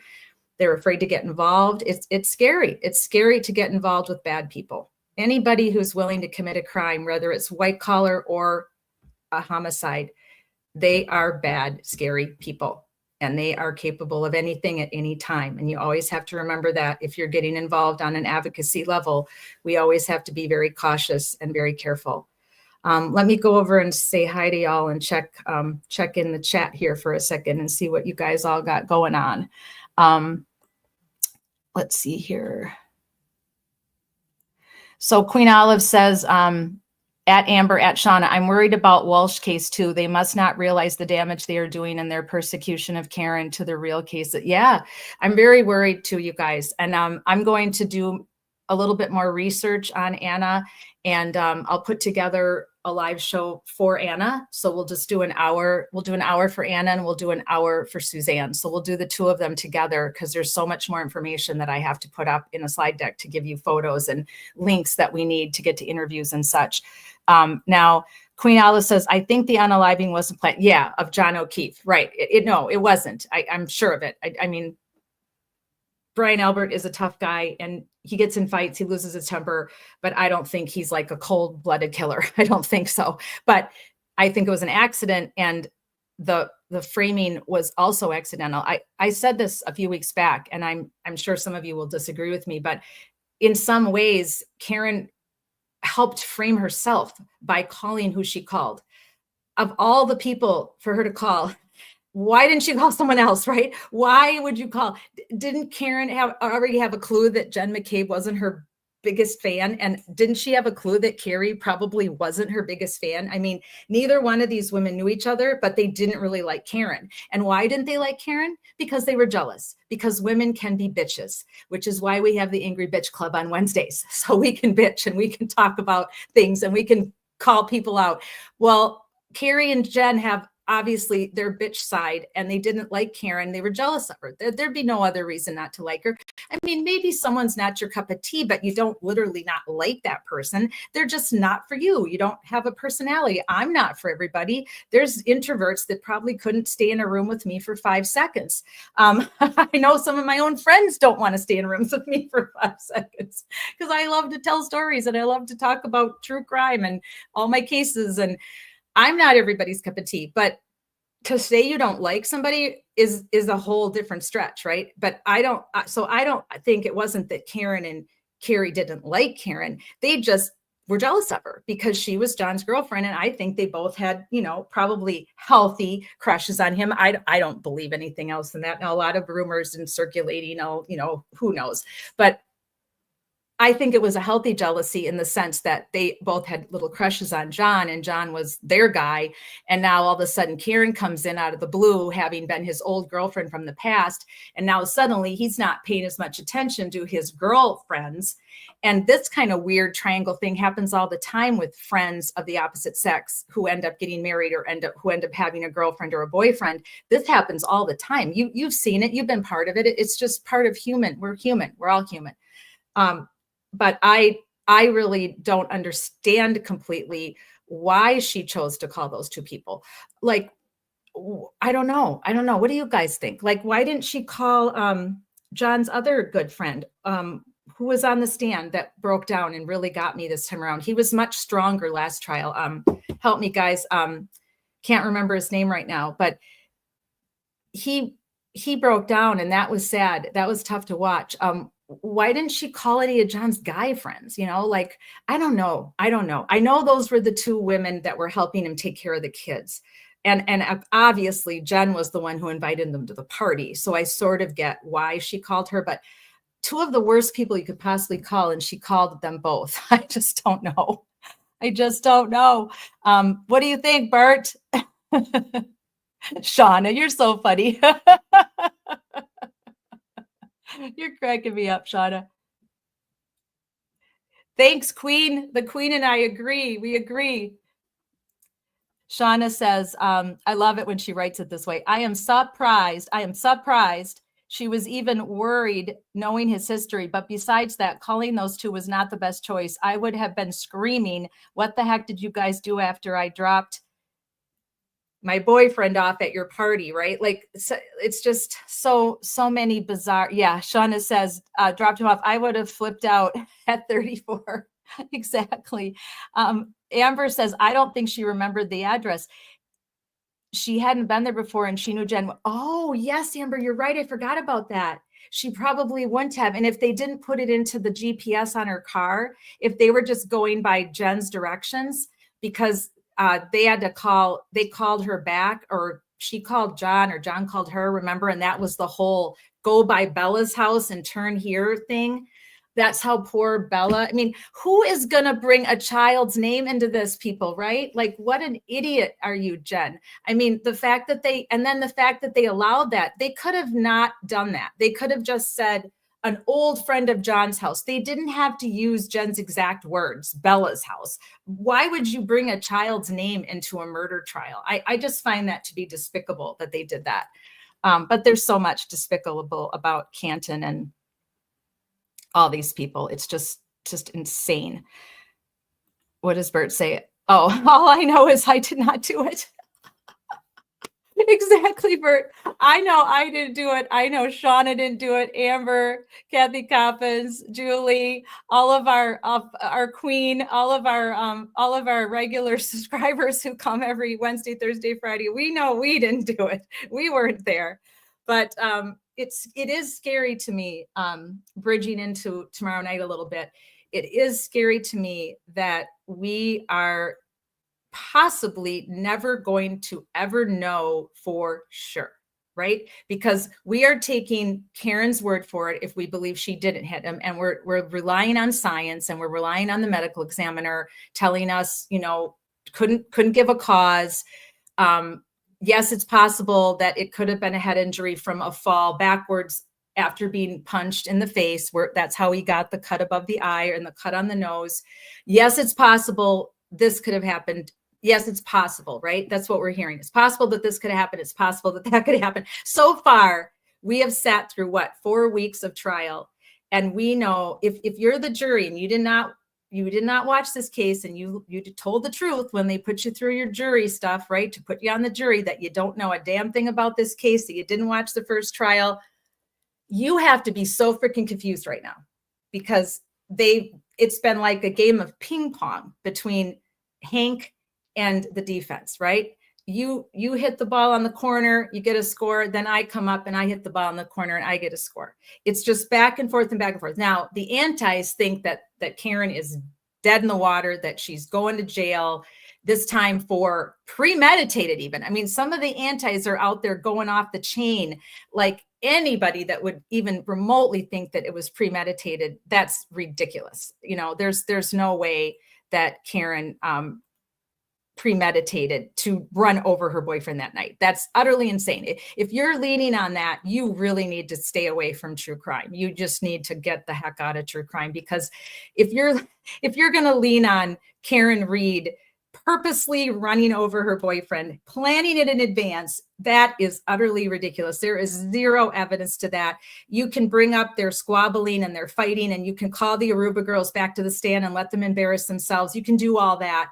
But any normal, sane human that has a brain that's sitting on that jury isn't going to buy that. And they should have never been allowed to, right? I think someone should have stepped in and take, the fiasco of how that trial ended it's embarrassing. It's criminal, right? To not instruct the jury properly and then not even let the jury ask questions when they're obviously confused, and allow the foreman to just bully his way like a bull in a china shop. You've got to be kidding me. How that wasn't overturned by the court, I don't understand it. It just shows you how terrible our system can be. It shows you the worst of our system, not the best of our system. And it's a travesty. The whole thing's a travesty. Let's just say, on the outside chance that science isn't right this time, and that there's this bizarre phenomenon that she was able to clip him with her car, and he busted the taillight with his elbow, which to me is impossible, got all those cuts that look like dog bites from the taillight, flew through the air, landed on his head on the ground, his phone landed under him. 13 people didn't see him in the front yard with a minimal amount of snow. Let's just say all that happened. Even if all that happened, which is 1,000,000 to 1, 700 times, there is no way, with the way that the investigation was handled, how the police botched the investigation from the get-go, that you can convict someone, that not one single person on that jury can say they don't have reasonable doubt. I don't know how the 8 people were able to not have reasonable doubt. That's always going to blow my mind. This time, these 12 have to be smarter than that. They have to go with reasonable doubt. You have no choice.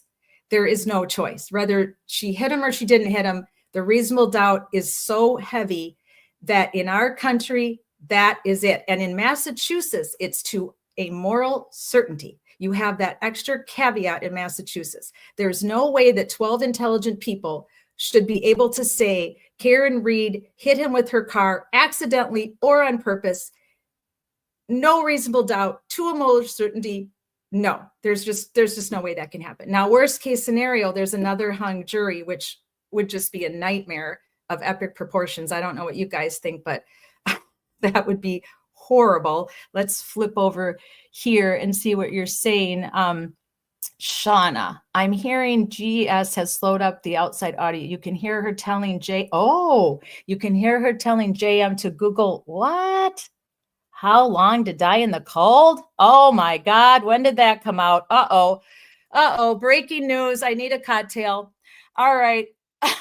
Oh my God. All right. Did anybody else hear that? Shauna, did that just come out today? Who's GES?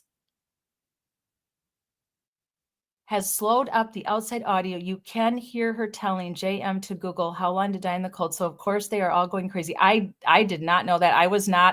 I had to go to physical therapy today for my back, and I had to go to Social Security. I did not even go on social media today except to put up our show tonight. Night Cat, what is she? Oh, right, Cat, that to me. All right, Shauna, come back. Oh, Wendy's son, Grant Smith Ellis. Oh, I don't believe a thing he says. So he slowed up the video?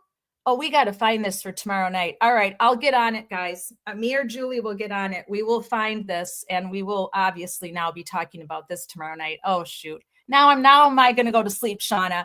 Why didn't you save that for tomorrow? I'm just kidding. You know I'm just kidding. All right, so here's what we're going to do next week. So next week, we are going to, let me go back. So next week, I'm going to give you an update on Sarah Ebersol and what new has transpired. There's been some things that have come up in the last 2 weeks. I did an emergency live last Friday. I alluded to it, but I didn't get into it. So I will go over that next Wednesday. And then I think what we'll do next Wednesday is Hannah, our survivor of domestic violence, her husband's been in jail for 18 years and counting now for setting her on fire. Horrific ordeal. She wrote a book about it. She's been live streaming with us on Wednesdays because she wants to support victims of domestic abuse. So next Wednesday, Hannah will come back hopefully and be with us. And she's been following the Diddy trial really closely. So I want her to have a moment to share with us what she's been hearing and seeing. I haven't really been following that one. So we'll have Hannah back next Wednesday. We'll talk a little bit about the Diddy trial, and then I'll give you an update on Suzanne Morphew's case. There isn't much of one, but I'll give you a little more background about why I believe that Barry did this to her. He is obviously a prime suspect, and I am allowed to have my opinion. So sorry, Barry, if you don't like it, but I do have an opinion on this, and I believe the evidence is overwhelming and that dear Suzanne was unalived by you. That is my opinion. So we'll talk about Suzanne. I'll email the parents of Ellen to see if they've heard anything at all, or if they're allowed to even say if they've heard anything at all in what's going on now with the medical examiner. So the current medical examiner has the case now, and Ellen's parents are praying and hoping for this to now be overturned to a homicide. And the old medical examiner recanted and wrote a letter the day that he was supposed to come to court and testify.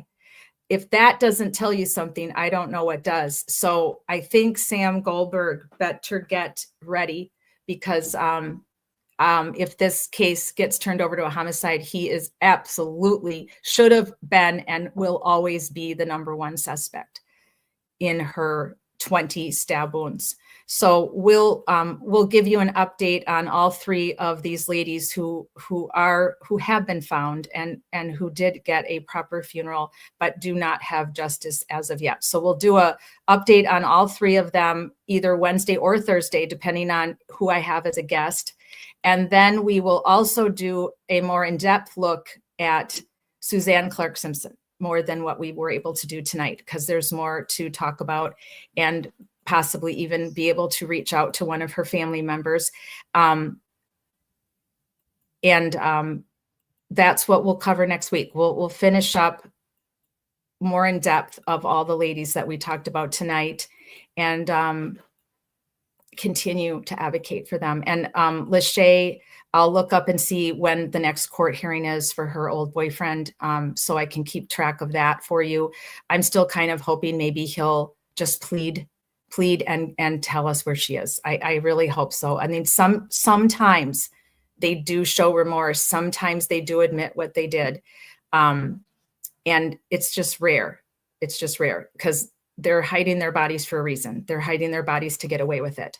So we can hope and we can pray that that we will, get some justice for these ladies in one way, shape, or form. And then we're going to keep on advocating for them until that happens and keep on working with their families. So we appreciate you so much. Thank you. Thank you. I am in the process of filling out a very lengthy paperwork to become a nonprofit. I have to find a board of directors. It's a lot, so it's going to take me a while. So in the meantime, we will just continue to be an advocacy channel and a program advocating for homicides, for victims and their families, and standing by them, helping them get as much coverage and advocacy as we can. And I appreciate all of you so much for all of the thoughts and all of the good questions you ask and all of your comments. And let's see, what's Bert got going on here? Oh, I know.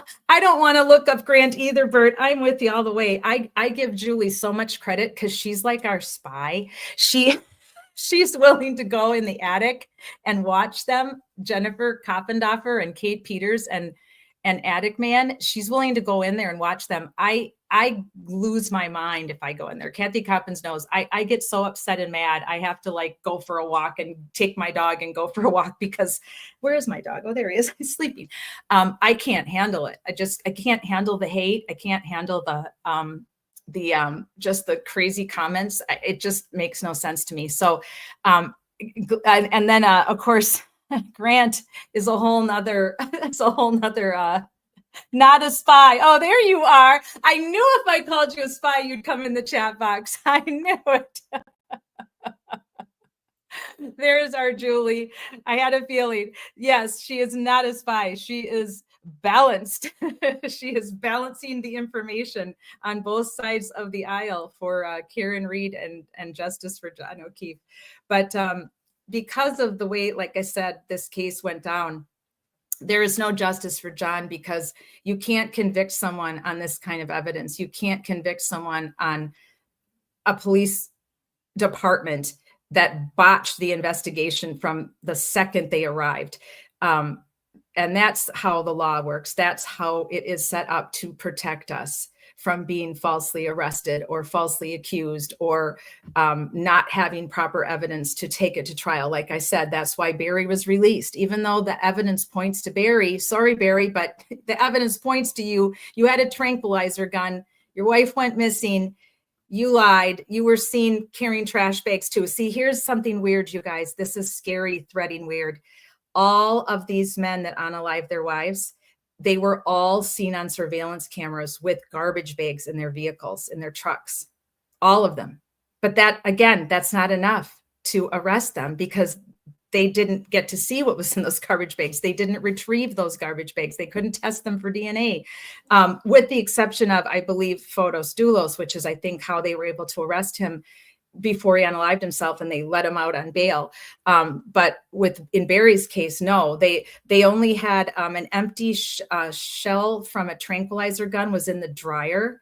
And the fact that he had the same chemicals that were found in her body when they did her autopsy, that took a long time because she was decomposed when they found her. She was buried in a very shallow grave. But again, it was out in the middle of nowhere, Colorado, and it was quite a distance from their house. And it was the opposite direction of where he planted her bicycle because he made it look like she went on a bicycle ride and that she was eaten by a mountain lion, which it happens. I mean, if you do outdoor events in Colorado or in places, even California or obviously Montana or any of the places where they're northern Wisconsin, there's bear.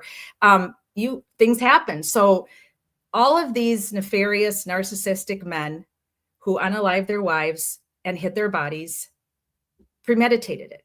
They know exactly what they were doing and they don't want to get caught. So they're not going to cooperate with law enforcement. They're going to lie through their teeth until the very bitter end. And in Scott Peterson's case, he's still lying through his teeth. He's lying through his teeth from jail, and he's got like a fan club now. And people that don't think he didn't do it, he didn't do it. Oh my God, there's so much evidence against him. That's how he got convicted. And in that case, it was right. Now, I know, again, with this Kohlberger situation, I think there's going to be a split aisle on this coming out because of all this new evidence that's coming out that points to more than one person doing this terrible atrocity to the 4 college students. But in most of these cases, these guys did it. They did it. They were doing it before they killed their wives. They were abusing them. They were beating them up. One of the photos, let me see if I have that quick to show you. This one really freaked me out. Let me see if I can get, let me see if I can get this to cooperate. It wasn't letting me download. I started a case file for Anna Walsh now so that I can build a case file to show you everything that's going on with her case. And I tried to download it a little while ago when I was showing you one of the videos, but it wasn't letting me. Sometimes technology fails on StreamYard. Most of the time it's great. I have no complaints. I think StreamYard is fantastic.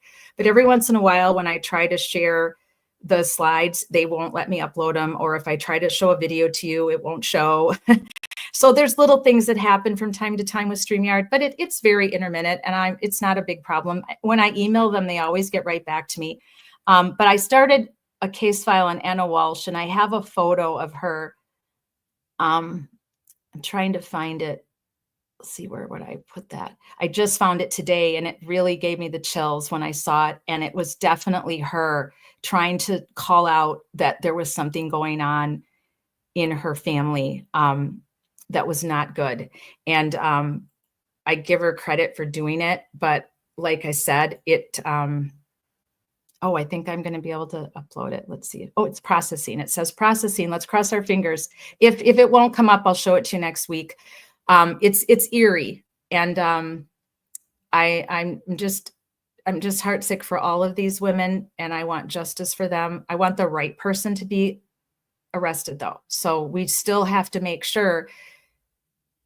Obviously, I told you the statistics, how many times a husband or an ex-husband or a bickering couple. Yeah, it's not letting me tonight for some reason. It won't let me bring up another deck. So we will have to wait till next week, but we shall. So we will definitely, oh, here, Queen Olive says, I don't trust anyone on the other side. They fake pictures and videos all the time. Yes, absolutely, Queen. We've already seen a ton of manipulated. I mean, that one photo that I'm pretty positive Kate Peters was behind of Karen Reed and Jackson out in front of that restaurant, that was totally manipulated. I think Video Jesus proved that, didn't she? She's amazing. Her talent. I invited her to come on with us a couple months ago.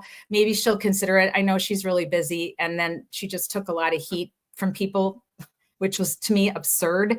I mean, who are we to call out someone who has talent above our understanding? I mean, just because you can't understand her jargon doesn't mean it's not correct jargon, right? Doctors talk in jargon all the time. Lawyers talk in jargon. A lot of people do. And usually you have to say, hey, could you speak English to me? I don't understand your jargon. But they went after Video Jesus on social media, which was absurd. This girl has not asked for anything in return. She has, well, she's not a girl, she's a woman, but she's young. She's old enough to be my child, I think. Young enough to be my child. She's amazing. She knows a lot about everything to do with video editing and I think 3D animation. And I mean, she's just fantastic. Check her out if you're not on social media. Video Jesus. She's really, really talented. So we will take a look at some of these nefarious claims. I love the word nefarious ever since it was in the old movies when I used to watch old crime shows. And then when Jen actually said it on the stage, I wasn't doing anything nefarious or anything. I burst out laughing when she said that. I'm going to have to clip that so we can play that tomorrow night because that was crazy.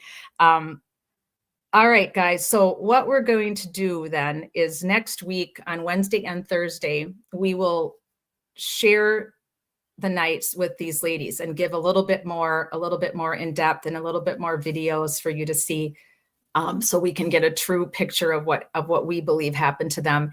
And then of course we'll have Friday Night Lies tomorrow night with what happened this week was sort of strange, right? There was just There was some testimony that a lot of you put on your socials was boring, but all of it has, matters in the end. But I really feel we're at a stalemate right now. Both sides have had good days. Both sides have had bad days.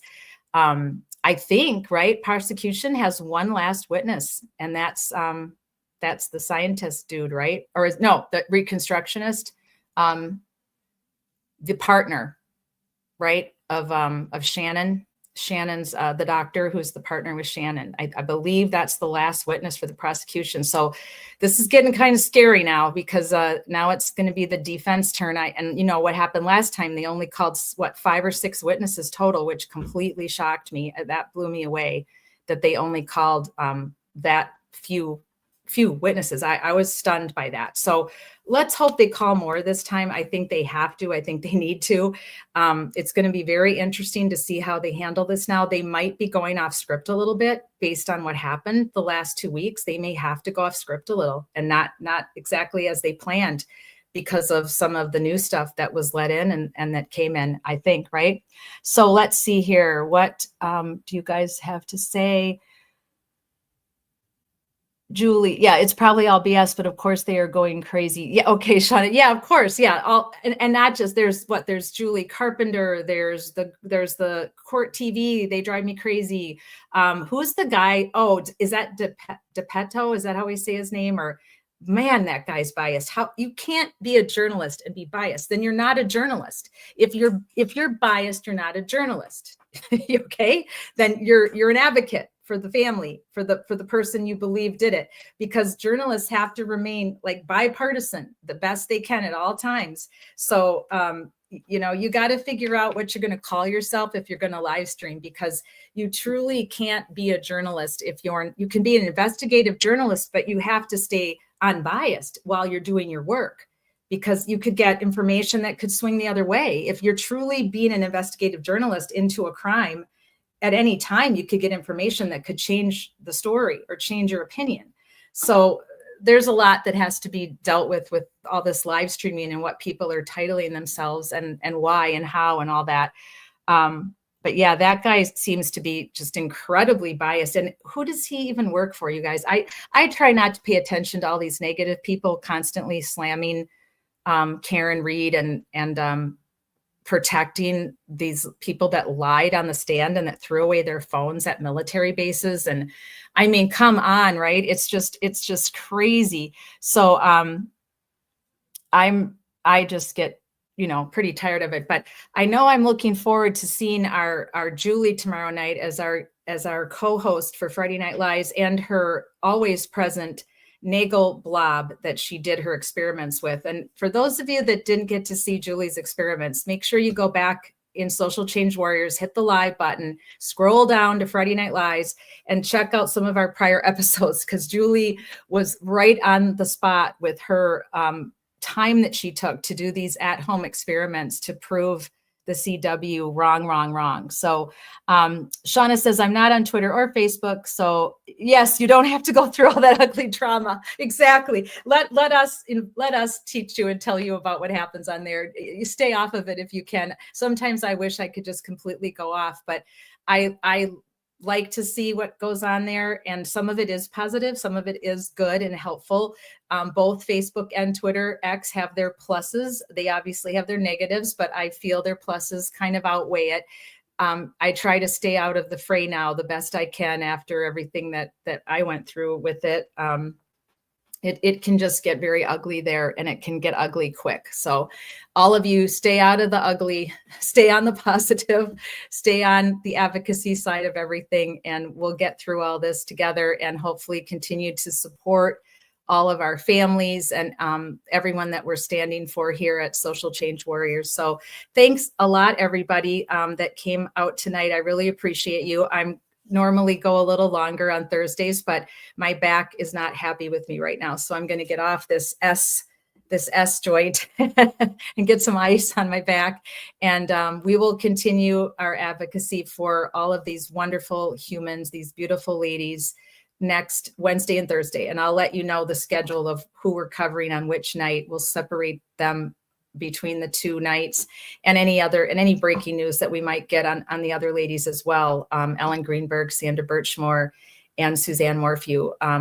Obviously, we'll always let you know as soon as we hear anything that has to do with their cases. So all of you have a wonderful night. I know that there's a northeaster kind of in Boston, right, Julie? It's been extremely cold and rainy here in Wisconsin, 47 and rain for 2 days in a row, not so hot. But a heat stroke at my house down in Florida, according to my son, 97, breaking records, crazy for Volusia County. It never gets that hot, even in August. So I don't know what's happening, guys. Maybe we need to live stream about global warming and how to protect our climate one of these nights, and step out of the murder M word, YouTube, step out of the M word arena for a couple nights and focus on our planet and what we can do to save the earth, because there's just a lot of crazy stuff going on with the weather, and with whether you want to call it global warming or you want to call it just what's happening to the world, to our planet. With too much pollution is a really big problem, very big problem. We have to, for our children's sake and our grandchildren's sake, we have to get pollution under control. That's a bipartisan topic. Everybody can agree on that. We can talk bipartisan all we want on this channel because there's so much that we agree on. We don't have to talk about the things we disagree on. We can focus on all the things we agree on, and we agree on a lot. So that's what's good about the world, that most of us really care about what happens to people and justice for people and what happens to our planet, and taking better care of Mother Earth, because we need to, for our children and our grandchildren and their children's sake. When we're gone, we won't know, but we have to try to do something while we're still here, whatever we can do, right? So thanks, everybody. I appreciate all of you that were live with me tonight. It's always great to see all of you over there in our friend zone. And I'll look forward to being back with Julie tomorrow night for Friday Night Lies. We'll have a lot of things to toss at you. I have a couple theories too I want to toss your way, and do a little bit of devil's advocacy, maybe have a few of you feel free to come up on the platform tomorrow. I'll put the green room in the chat right away tomorrow night. So if any of you want to pop up on the platform with Julie and I also have a Google number now, so you can call in if you want to call in and ask a question or make a comment or make a statement, advocacy statement, whatever you want to say. So you all have a great rest of your Thursday night, wherever you are in this beautiful world. And I will look forward to seeing you all tomorrow. Thank you, everyone. My life mattered. It's just us.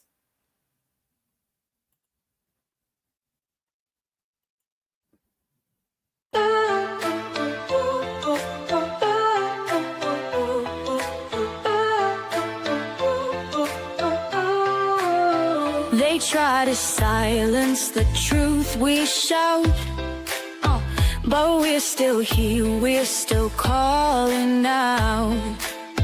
Corruption hides behind a badge of name. We light the fire, expose the shame. We're justice seekers, we'll fight the fight for every voice lost in the night. My life mattered is the cry we sing for the ones they tried to bury within. It's just us, we're a movement wide. Together we rise, won't run nor hide.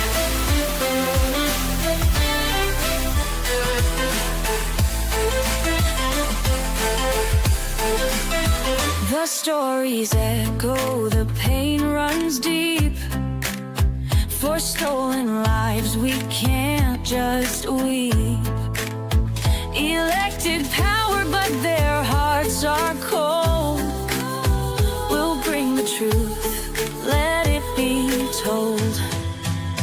We're justice seekers, we'll fight the fight for every voice lost in the night. My life mattered is the cry we sing for the ones they tried to bury within. It's just us, we're a movement wide. Together we rise, won't run nor hide.